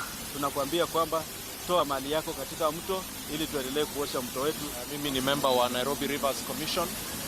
Tuko hapa as a commission working together with the national government administration team ambao ndio frontline wa hii pursuit ya clean the Nairobi rivers. As the county commissioner has explained, huu mradi au hii program is right at the heart of government. Na katika kutatua hizi shida za Nairobi rivers, we have 4 issues that we need to tackle. Ya kwanza ni hilo jambo la sewage, la pili ni mambo ya takataka, la tatu ni mambo ya flooding ambayo yanafanyika katika huu mji au county wa Nairobi, na jambo la 4 ni recovery of all riparian areas. Na kama mmekuwa mkifuata, His Excellency the President was in Lakisama 2 weeks ago akiwaonyesha mpangilio ambao umeanza kufanywa wa kujenga new trunk sewers for Nairobi along the Nairobi rivers, na hizo trunk sewers have come 25 years late. Zingekuwa zimejengwa miaka zaidi ya 25 zilizopita, kwa sababu population ya Nairobi imekuwa ikigrow na infrastructure ya kubeba sewage haijakuwa ikijengwa. Na kama mmeziona zile trunk sewers zinatoshana 1.8 meters by 1.8 meters, yani unaweza endesha gari ndogo pale ndani yake, na zimekuwa sized for the next 75 to 100 years. Na huo mradi umeanza katika mto wa Nairobi mwenyewe, Nairobi River, na kuna mwelekeo wa kurecover hizi riparian areas kwa sababu hizo sewers, yani hizo trunk sewers zinajengwa along the Nairobi River corridor. Na His Excellency the President has announced mradi wa kujenga the same trunk sewers na river engineering katika mto wa Ngong na mto wa Mathare utaanza kabla wa mwaka huu kuisha, kwa sababu bila hizo trunk sewers hatuwezi kushinda hii vita ya protect na restore the Nairobi rivers. And raining, it's now 3 hours, 4 hours, it's almost getting to 4 hours and it's still raining. It has not yet stopped and it has really affected my schedule. So, around this place we got stuck in a traffic jam. That's now where the hell started loose, because we were seated in the car. All of a sudden water is everywhere, even inside the car. So it took us like to save our lives. We lowered the window because we couldn't open the door, so we left through the window. Got this particular issue, it was a bit crazy on this evening. That was too much. We've tried to get out of the car, we were not able because the flood was too much. And we are here at the midnight, the morning. This is a bit crazy. They're not understanding why we have to pay for this parking, because it costs money. I think it's 70 shillings per hour or something. So I don't understand how they're not even coming here to help us. They should have ways of helping us just to remove the cars from this water. We are stranded. The water is still filling up. We are disappointed, Sakaja. We expected you to show up. At least send your team to come and take care of us here. We search for what really matters, the connections, the context, the stories behind the stories. Introducing Patricia Wayola, and this is your weekly news roundup on Radio Generation, where every headline has a heartbeat and every moment counts. The views and opinions expressed on this program are those of the guests and do not necessarily reflect the views of Radio Generation. Radio Generation assumes no responsibility or liability for the interviewee's views. This is Radio Generation. And yes, we are right back on the Generation Report, right here on Radio Generation, the home of hard truths and bold insights. So for those of you who are following us on our social media platforms, actually I can see some people on YouTube wakisema msalimie sana Kasmuel. Somebody also is saying salimia sana Kidi. That is on our YouTube. And there's also somebody who commented something. I want to...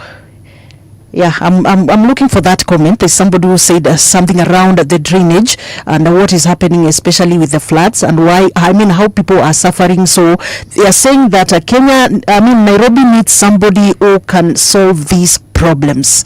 And of course, we are in agreement. We are in agreement, Kidi. So somebody was saying that Sakaja ameshindwa na kazi. Yeah, and that's why he gave some of the roles. But according to the constitution, while you were starting, you said something around the cooperation between the government and also the county governments. Of course, they can work together. But now people are asking, why is it that, why did the president just give, why couldn't he just give the 80 billion that he's talking about to the county just to do their stuff? That was a question that was being asked, but this is not what we are talking about. Let's just come back to what we had just started. Yeah. I think a lot of Nairobians, again, on that, I must say that a lot of Nairobians feel let down by Governor Sakaja. But I know that the day of reckoning is coming. If the MCAs do not teach him the fear of the Lord, I think the people will, or the people shall. So back to Adani, Trish, there is what is called the dark theater of global capitalism. Adani is an unset actor. In the day and age of global terrorism, one of the things we must guard against are national infrastructure and services like water, electricity transmission, and airports and ports. Mm-hmm. I had one of my biggest worry was that Adani, a private actor, was coming to manage our energy transmission lines. So then it was not told to us as the sovereign that to what extent were they going to manage those lines. Mm-hmm.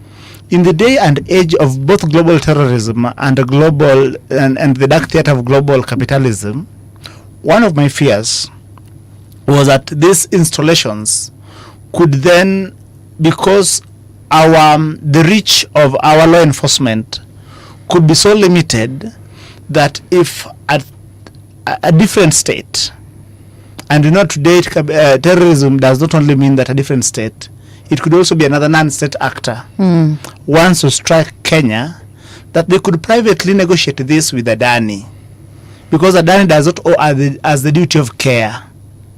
Adani can choose to liquidate when it has made its money. But you see, when it was being done, say, by another state, states exist in perpetuity. Sure. If today Nigeria commits anything against the people of Kenya, 500 years later, we can go after Nigeria.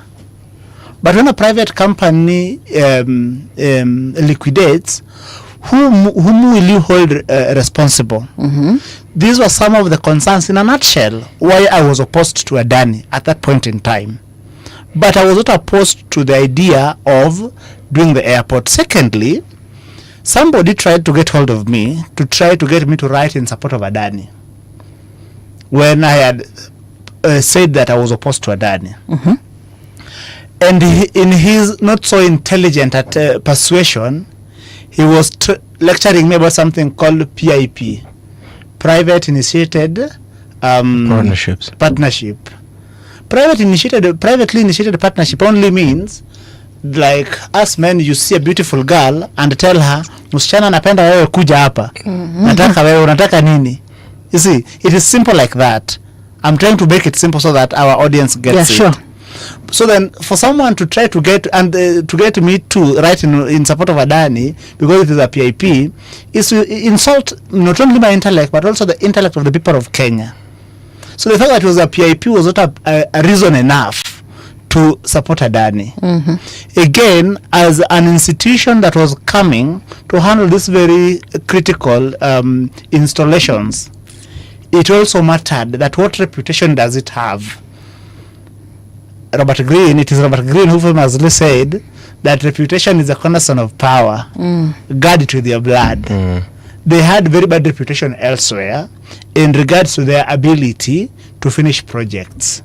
Remember, Adani is not a politician. It is as politicians that you can say anything about me. Bill Clinton, people assassinated his character since he got into office in 92 until he left in 2000. He still remains one of the most consequential statesmen of the last century. You know what has been said against the President William Ruto, but the man is going strong. But institutions handling such sensitive installations, please, I think that they should have the reputation of Caesar's wife beyond reproach. Yes. Thank you. So you, in short, you're against the PPPs? Not PPP. Someone was telling me that because it was a PIP, now it was above board. Okay, what I mean is PPPs again is a very innovative tool in managing the affairs of the economy.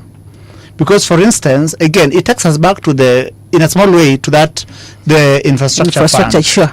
Because one thing that PPP does is that government does not have money in perpetuity or bottomless money.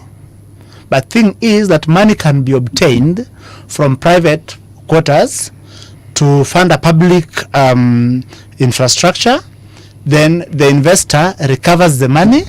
Then the project remains benefiting the people. I can't be opposed to PPP. I read my law properly. I went to the University of Nairobi, and not for nothing. Actually, given the powers to read and do all that pertains to. Yes. Actually, the question would have been, you are opposed to maybe some of these state assets, yes, which are critical to the government. That is what you're opposed to. Being in the hands, yes, of private actors who are not answerable to us. Okay. Again, remember, I was writing some of these articles against the backdrop of global terrorism. We were the kids who were going to school but hearing something called World Trade Center, and we couldn't understand what World Trade Center was. World Trade Center was bombed when we were children. We were coming of age when when Osama bin Laden was taken out. So some of these things, when you implement some of these projects, Some of us, because we have become public actors, because there are people who listen to what we say and what we write. It is imperative that we inform them accurately. Sure. And so let me restate this, that my apprehension then was that placing all these installations in the hands of Adani, and with the reputation it had for itself, my fear was, among other things, that it could keep us susceptible to external threats by both state and non-state actors. And my biggest worry was non-state actors. A case in point is where I say the Taliban or any of these terrorist organizations, name any of them, ISIS, gets hold of Adani and then chooses to now, because again, remember now some of the future of warfare is not going to be how it used to be, that you come to bomb. You only infiltrate its system, and so there is no water, there is no electricity, and flights cannot take off or land. That was my opposition. Thank you. Especially against the backdrop of the reputation that Adani had for itself. Thank you. Let's have Brian.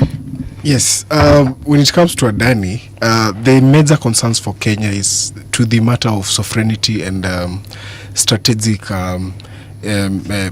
intervention, where they have to ask themselves whether the leasing of Jomo Kenyatta Airport for 20 years and also in order for the compensation for the investment that are being done by investors. But remember, the CS for transport came very clearly that at the moment, the kind of renovation and making of terminals at the Jomo Kenyatta Airways actually is funded by the government. So an issues of Adani is just a speculation. I know Kenyans are thinking that these Comollegate are coming through the proxies or people that are related to it, but the surety from the CS, because that was the official communique.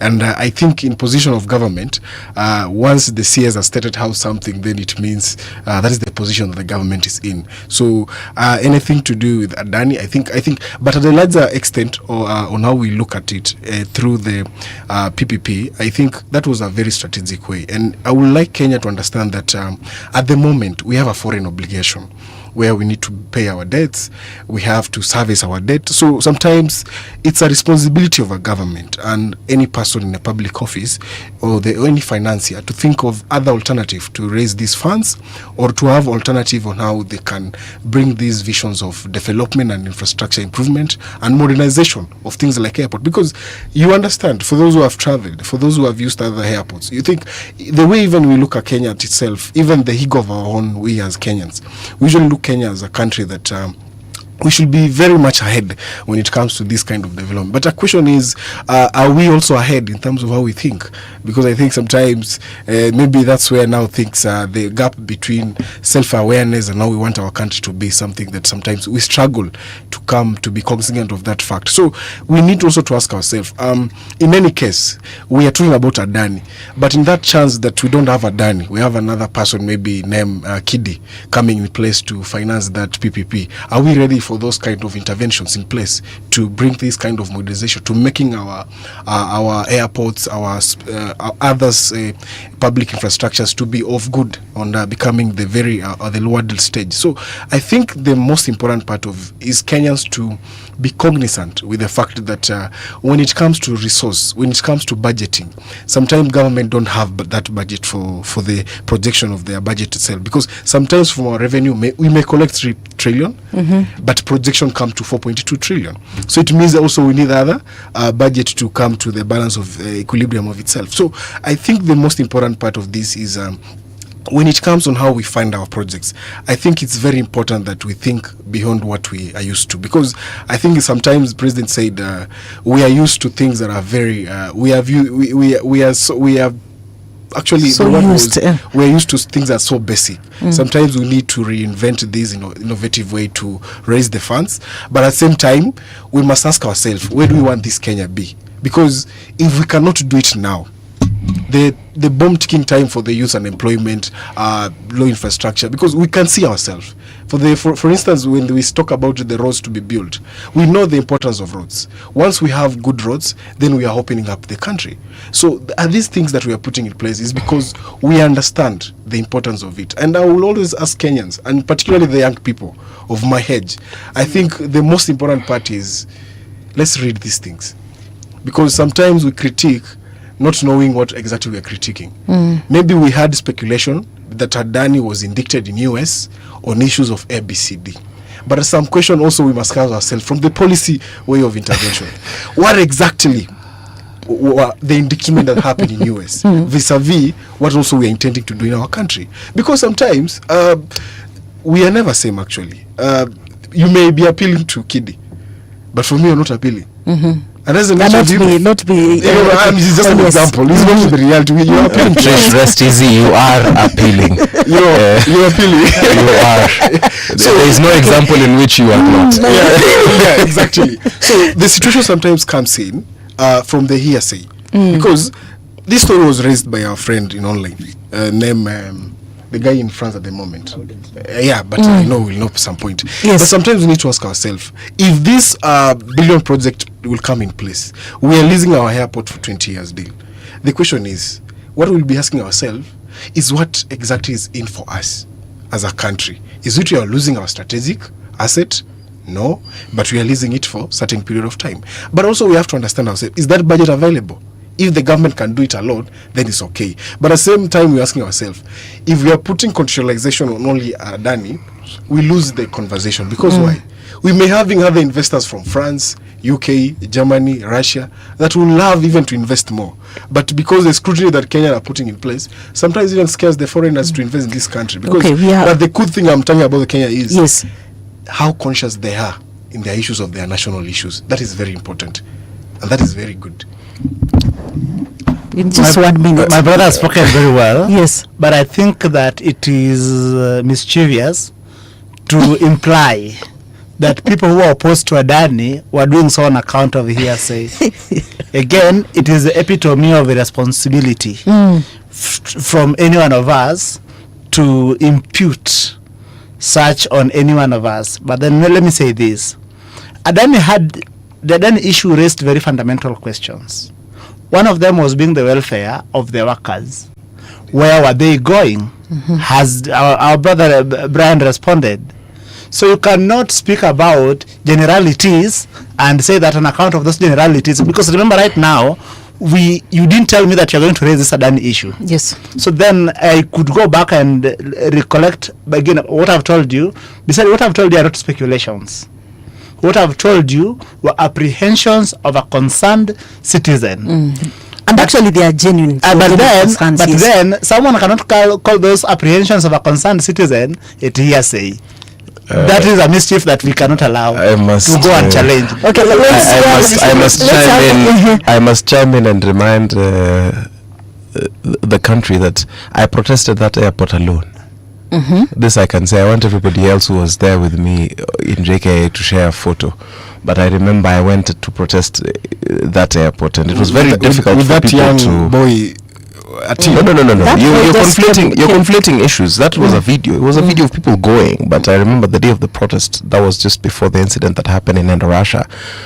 The concerns, especially about the workers, and we must also remember that while we currently are in the broad-based formations, we must not shy away from criticizing the things that are not working, and some of them, that this is the work that we're supposed to do, otherwise our minds would be useless. On the macabre arts of global capitalism, as my elder brother puts it, and understanding the dark arts and seeing how the geopolitics of the world are playing out, I think it would be a risky affair to surrender such an important orifice to our country to an unknown player to the general public. There are individuals who could pool the necessary resources, who are better known, who have better credibility to the Kenyan people. And that's what we were saying, that we are not short of people who could fund that project. I must also bring it to the people's attention that at the time I was aligned to the Right Honorable Raila Amolo Odinga, who knew Adani personally, and they had worked together from his time in India, and therefore his support was the support that which was of a friend. However, the time that they were friends and the time that by the time Adani was now coming into the limelight to Kenya, it was very different, and even the conditions that were set were not the same that he had set for the Gujarati people. And we need to remember that our country is not just a territory of set institutions. We have to look at it strategically. Any policy position that has been made, any strategy has to be measured against the stewardship that will be entrusted to the next generation. So for us, it is important that even if the government, we have to protect the moral, civic and the intellectual inheritance of our people. Therefore, I will not, while I am a firm proponent of the broad-based agenda, I still maintain that the Adani deal was a horrible deal if you think about it. Just even within that scope, if you surrender such an asset, there's something that you cannot bring close to your nose or your mouth. You can't just hug a stranger on the street. But to a child that is known to you, you could allow them to play around. But JKIA is the main entry point of our country, and so if we do not ensure that we secure our foundations, it becomes hard for us to carry on the mantles of freedoms and justice. But I see it even in terms of terrorism. What if nothing happens within the next 20 years?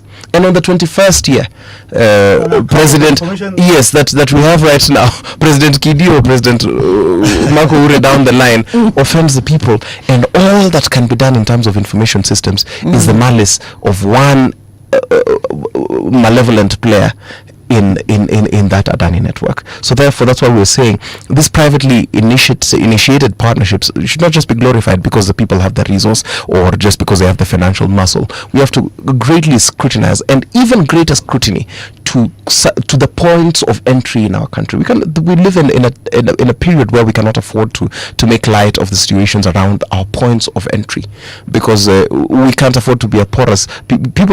Everyone might disagree on the local politics. When it comes to our borders, everyone is sort of united. We cannot have porous borders. It cannot be that we will surrender such a key asset to such a player without adequate consideration. But let me again say this.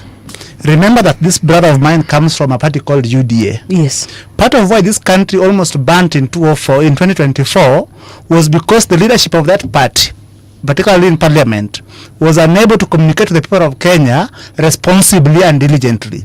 In fact, part of the sentiment was that the bill with ingepita tupende tusipende. It is that bit of that arrogance that is being brought into this panel by suggesting that some of us are speaking from standpoint of hearsay. I take offense, and you must withdraw that.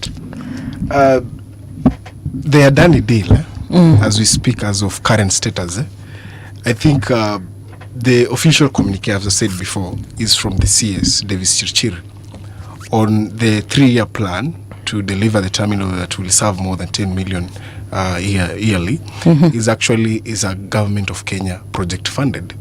And what we are talking about at the moment is a retrieve or a rewind of perhaps speculation that even it comes to one of the newspaper headlines on whether the Adani is back.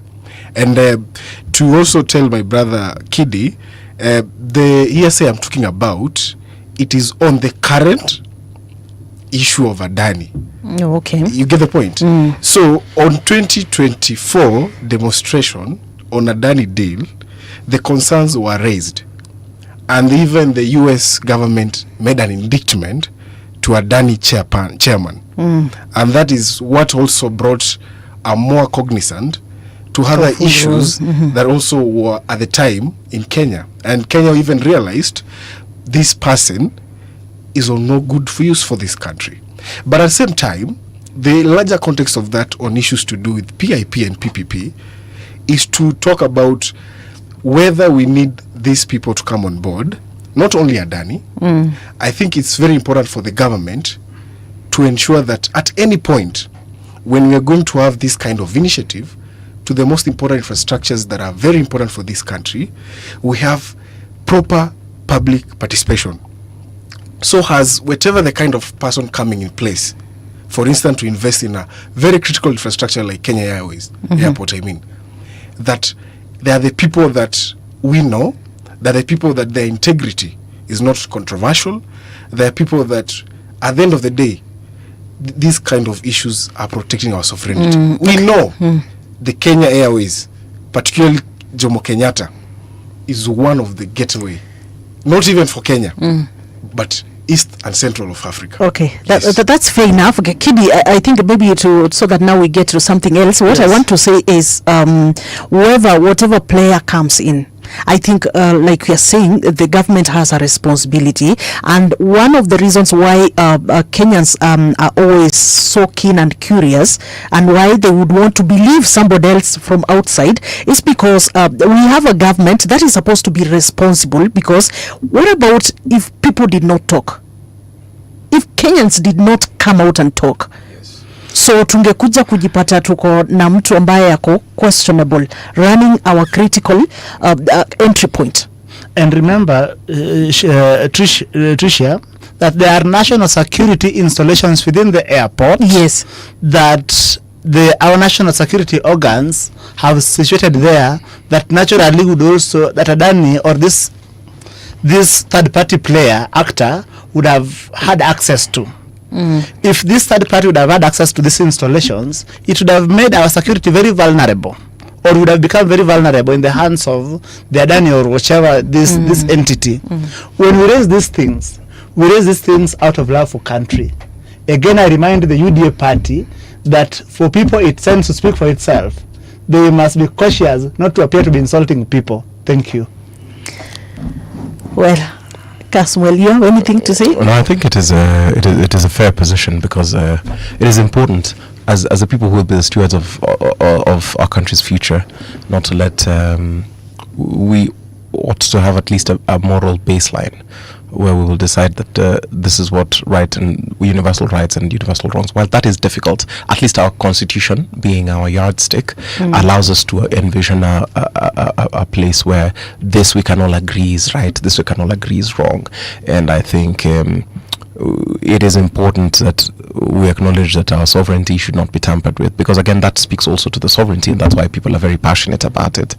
While I do not care who renovates our airports, I do not really care where that, but if it affects our sovereignty, if there is a possibility that, if we look at your track record, that this could be a weak point to our sovereignty, I think that then becomes a bit of a challenge. Okay, we have somebody on the Google Meet space who also wants to contribute. So Rose, okay, are you there? Rose? Yes, hello. Hi, Patricia. Hi. Niko hapa. My name is Okeo Rose. I'm a political science and public administration student from Rongo University. My apologies for joining late, and I think my predecessors have talked so much on the deal, but I would just love to contribute a little bit. And my opinion is the modernization of our airports is not actually a luxury, but it's an economic necessity. When it comes to aviation infrastructure, it determines whether a country becomes a regional trade hub or is bypassed. And the Adani proposal was essentially a public-private partnership where a private investor would finance nearly $2 billion in upgrades in exchange for a concession. So the real debate, therefore, was not whether the airport should be expanded, but whether the structure of the deal was transparent and beneficial to Kenya. So the government has since cancelled the Adani arrangement, but the need for financing will still remain. That is why we came up with the National Infrastructure Bill Fund. So ultimately, the challenge is balancing national sovereignty, transparency, and the practical reality that large infrastructure projects require private capital. Thank you. Okay, thank you. Yeah, thank you, I know Rose, she has spoken very well. Yes, and she speaks from standpoint of information, and she does not say that people are it's okay. opposing Adani on the basis of hearsay. Okay, let's move on to something else. And this is about. I'm afraid that if an apology does not ensue, this might spill over to from an indictment of the ruling party to us, the partners. So I am being very careful to ensure that an apology is availed to our good man from the centre right party. I think from where I see it, all in good faith. Brian, I think Brian even has clarified. He never meant about you people. He's talking about the allegations that were made by the opposition leaders. It was. That's just. If the president cancelled it. If you want to help the president. Okay, use the mic. Adani was a bad deal. Adani was a bad deal, and that is why the president, in his infinite wisdom, cancelled it. Okay. I don't think the president would have cancelled it if it was not a bad deal. And therefore, even if, as we are here, again, remember that today as we speak, Kenya is part of the broad-based government. If we are keen to help the president, we must speak truthfully to the people of Kenya, and where, even as a government, we might have made missteps, we can go back and say, I think that was a human error. Okay. Because human is to error. But to act as if Adani was this brilliant, intelligent thing is to lose the point by the river. Okay. Yes. Thank you. One thing about... Just a minute as we move to something else. Yeah. One thing about bringing infrastructures and development in a country is in a working space of creativity. And in that flexibility, I think it's very important that we always have to look at the bigger picture. And we don't have always to be limited to a certain individual in terms of exploring our ventures and investment. I think also as a government also, I think if something is not doable, I think it's very important that also we explore more rather than looking at only one individual from the aspect of invest. I think that is very important, and I think from the aspect point of policy, I think exploring is very important for that reason. Thank you. Thank you. So as we finish, I think there's this letter that was written by Gojiri. Now it's just another political party. I know all of you are from different political parties. So this... my brother is from center. So a letter was written to the political party leader, Uhuru Kenyatta. And it's just about asking as to how he was, they arrived to Matiang'i as the presidential candidate for the Jubilee, and also how that presidential candidate would just go somewhere else and be able to endorse other people from different parties. Like they gave an example of what happened in Kisii, where Matiang'i held somebody from a different party. I think it's the DCP party. Yeah. So they came out guns blazing. So the question was, because we have seen the same thing in maybe I would equate something in I'm careful, I'm cautious. No, take your time. we shall we're apologizing because yours are the views of RG. Yeah, so what happened, because people questioning the leadership of the party, how they arrived at a specific candidate for the presidential. And again, we are also seeing what happened in ODM. So when people are questioning about some of the leadership issues, people come out to defend others. So I don't know, just in a minute, so that now we can finalize. Dr. Okengo is a personal friend. And again, an elder in my church. I think it is a year of good fortune for the church that I go to.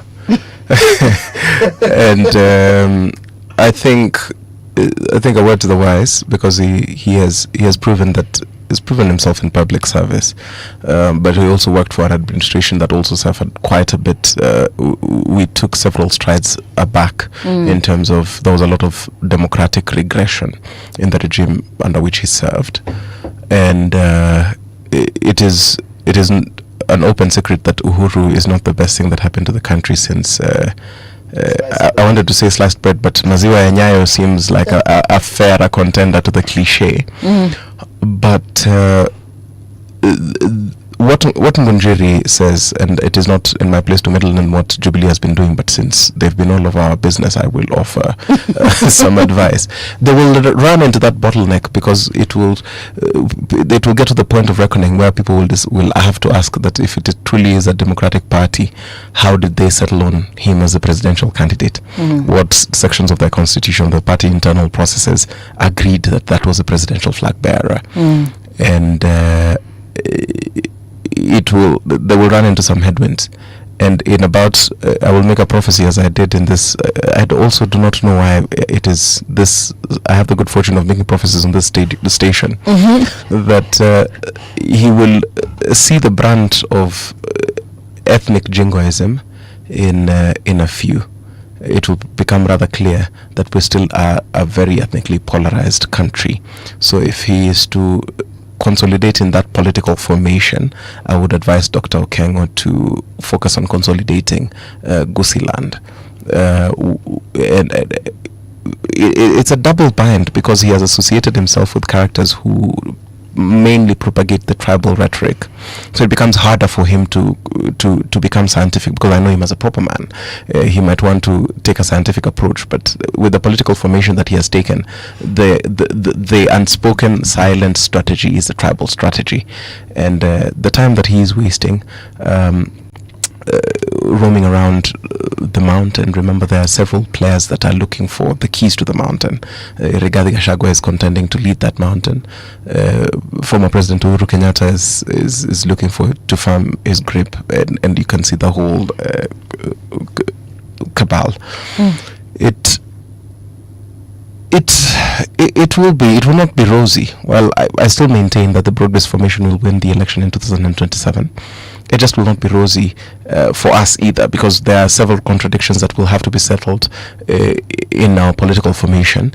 But specifically towards that side, this is just but the beginning.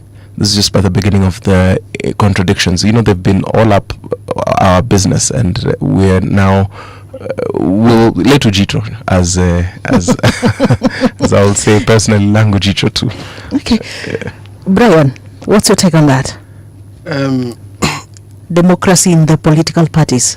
Every party has its own way of doing things, and as much as we may also point out some other factors that we all know since long ago, we all know that sometimes settling on presidential candidate has a lot of factors, majorly from where they come, nationalistic appealing, and also speculations that might be put on forward so that we may think and perceive that perhaps this guy is the right man for the job.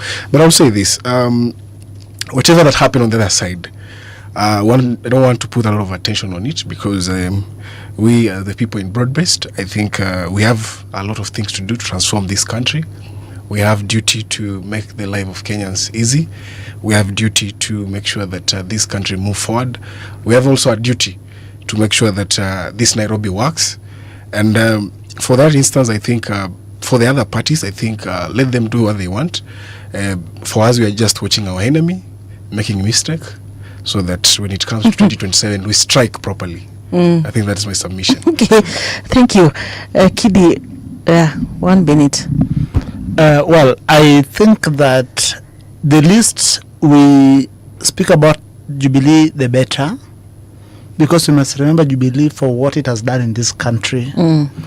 It presided over the massive looting that eventually undermined the sovereignty of this country.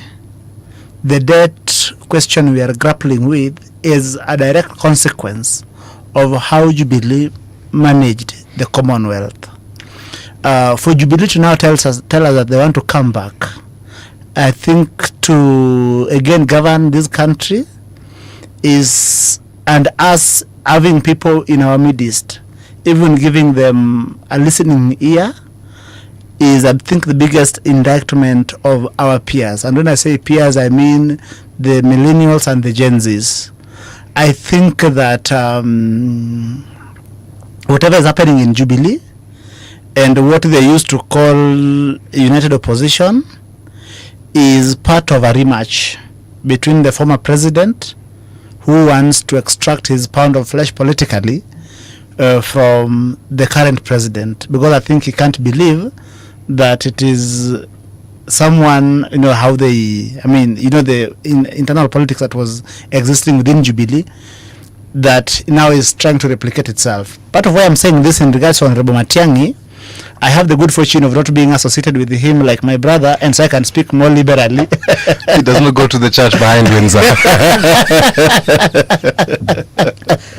Yes, he does not go to the church behind Windsor, where I go. Remember, for some time, Rigathi Gachagua appeared to have had the mountain, and then Rigathi seemed to have settled on Kalonzo Musyoka. And while that Kalonzo Musyoka narrative was gaining traction, then Matiang'i was minted as a presidential candidate. And that tells you that now this is Kalonzo appears to be Wabunyoro's presidential candidate. And Matiang'i is now Uhuru's presidential candidate. So we wait to see whom the mountain will follow between these two men, whether it will split the votes or one of them will get the votes. But I don't think the people of Kenya are prepared for a presidency of Dr. Matiang'i or a return of Uhuru Kenyatta, because the way he ran this country has left deep scars that will take years to heal. Thank you. Okay, thank you. Okay, he has submitted. Yeah. Right? You okay? I'm very well, much okay. Okay, so let's cross over the borders to what happened today. Today. Is it today? Oh, yes, 7th. That Ugandan President Yoweri Museveni took over as the chairperson of the East African Community Heads of State. From our president during their 25th Ordinary Summit in Arusha, Tanzania, replacing our president, of course. And of course, the key issues that they were looking at, the summit was addressing, was critical regional security issues and also financial constraints. Yes, and with Stephen Bundi appointed as the new Secretary General. So the Kenya imetoka kwenye map. Yeah, the East African Community Heads of State. I don't know, do you have any submissions around that? This is the latest news that we heard today. Kasmol, you have anything to say about that? It is, the EAC, being the head of the EAC is rotational. So siati tumetoka kwa map, we still remain on. No, I meant, yes, of course, yeah. Yes. But the EAC did under President Ruto, we did rather well. I saw the way they handled a lot of the conflicts. There were certain mishaps, there were certain gaps. But I hope that the cooperation within the Jumuiya can be better, because we also at the time were vying for the chairmanship of the AUC, and the president outdid himself. However, I know we had some challenges with I think Tanzania at the time, which decided to vote in SADC. So the Jumuiya will need to sit down and rethink its priorities in terms of what benefits do we have. Is it possible, because there are certain key assets like even railway lines or pipelines that this is the time where we need to find cooperation and collaboration. I know that President Museveni and President Ruto are personal friends. I hope to see that there can be fairer trade routes, there can be more career possibility and mobility within the boundaries and borders of the Jumuiya, that we can see people get opportunities within the Jumuiya, not just for menial jobs. I long for the day when our streets will not just be littered with Burundians selling jugu or trying to be night guards and driving the daily minimum livable wage to the lowest point. I want to see us not just having the top the creme de la creme of society being able to find career mobility, but even you and I, that you can find a presenting gig in Tanzania or Uganda or wherever else in the Jumuiya. So there have been certain challenges, of course, even during our president's tenure. We saw a lot of tensions even in Sudan, where there was the RSF, which I think he did a decent job. There are certain setbacks that we faced around that diplomatically, and this could be out of my ken, but from my recollection, despite the public furor, I remember that he did quite a bit of work in terms of mediation. Also in terms of his deployment of Uhuru Kenyatta as a peace ambassador, I think it's a marvel to see how he's gotten to work with his predecessor, despite the fact that even members of his political faction are actively trying to oppose him. I've seen such maturity from our president in terms of his working relationship with his predecessor in terms of international assignments. I just wish better for the Jumuiya, even socially, that we might all get to a certain level where we enjoy similar democratic rights. But of course, we have to respect the sovereignty of the other countries.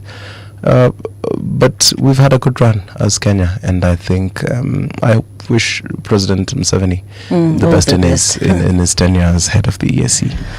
Okay. You know why I asked that is because of what we saw happening that time when some of our citizens tried to cross over to Tanzania, and now having now the leadership with Uganda, who also I remember what they said around when our Kenyan citizens crossed over to Uganda, and looking at the two people who are in the critical positions, one from Tanzania and one from Uganda.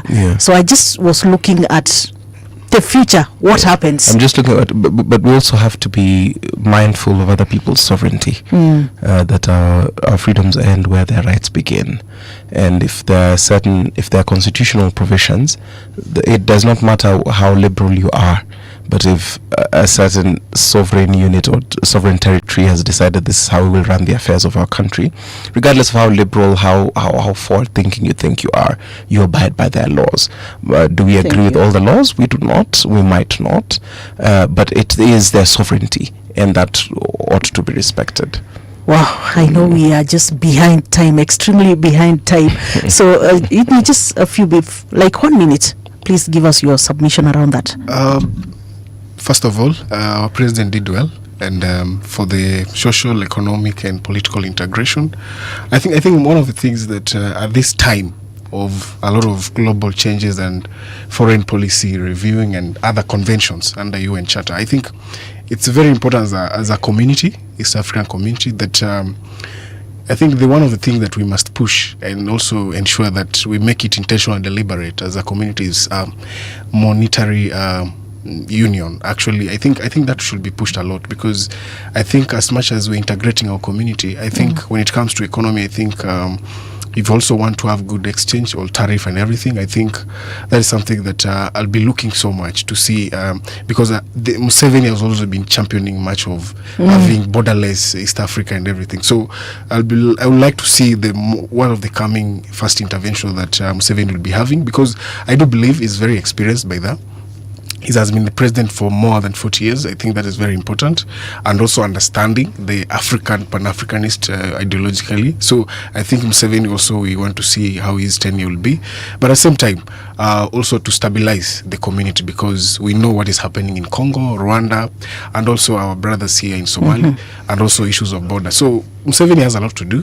Our president did a lot, but also to make sure that East Africa community becomes the best one of the communities block that we have in the region. Thank you. Kidi, your submission in also in 1 minute. In 1 second. There is law enforcement issues in the Jumuiya. I think Congo is still not entirely settled. I think that there is democracy and rule of law concerns in Tanzania as well as Uganda. Kenya, in spite of what the noise we make internally, our neighbors think we are living in paradise. That's true. Are we not? Again, paradise is relative, but I think that I know it would sound naive for me to expect Museveni to preside over improving democratic and rule of law and governance issues, but I think that it is incumbent upon the people of Jumuiya to make sure that individually we remind our commanders-in-chief that the Jumuiya is better when there is greater democracy in the region. And above all else, we either rise together or fall together. We were not very happy when Jumuiya abandoned Kenya, when Kenya was seeking a AUC seat. I think that those wounds needs to be repaired, and Museveni, as the elder of the Jumuiya, has got that responsibility now to make sure that where hurt feelings still exist, that he moves with speed and repairs them. I think that's all I have to say. Thank you. Just your one last statement as we wind up, because you only have 3 minutes remaining. So yesterday the world was burying one of the most significant men of the last century, Reverend Jesse Jackson, the presidential aspirant, Democratic Party, 84 and 88. In 84, he was gunning for the ticket, joined together with Vice President Walter Mondale and another gentleman whose name I'm forgetting. In 88, he was running together with Michael Dukakis. In both instances, he didn't emerge as a presidential nominee. But his run in 84, his run in 88, eventually made it possible for Barack Hussein Obama to become president in our lifetime. I think for all the young people out there, remember the timeless words of Jesse Jackson. You are somebody. Thank you. Thank you, Kidi. Let's hear from Brian as we wind up. My submission for the last time will be that we are heading to 2027. The politics is defining itself. The boundaries are being drawn. I think we need to arm ourselves for the young people. I think it's very important that we take these voters registration very serious, and also to ensure that we become so active to participate on these issues to do with politics of our country, because in every day of your life it affects you in one way or the other. So it's very important we become good patriots of this country. And for the young people, I think hope is very important. Never lose hope for your country. Yeah. Thank you, Brian. Let's hear from Rose as we finish with Kasmuel. Rose, are you there?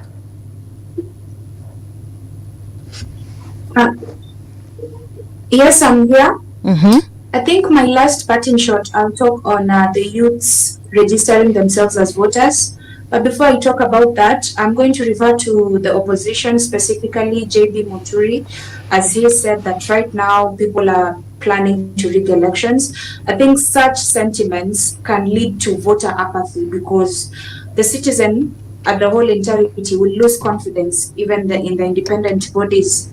So I would actually say that the youth should register themselves as voters and they should not listen to such propaganda. Thank you. Thank you, Rose. Kasmuel. Sandy, I know that you're pressed for time. Thank you for this opportunity. We must not let our hatred for certain political players cloud our love for our country. Love for country must always be greater, and for the protection of our sovereignty and our constitution must always be greater than any misinformation or disinformation. I think that would be what I close with. And to Jihami Nakura, you cannot just focus on the top. Let young people rise to the occasion, because as Reverend Jesse Jackson said, all of us, you, myself, and whoever else, you are somebody. Thank you. Thank you so much for coming. Thank you also to the dear viewers for choosing a Radio Generation, specifically the Generation Report. So until next Saturday, please take care. Have a good night.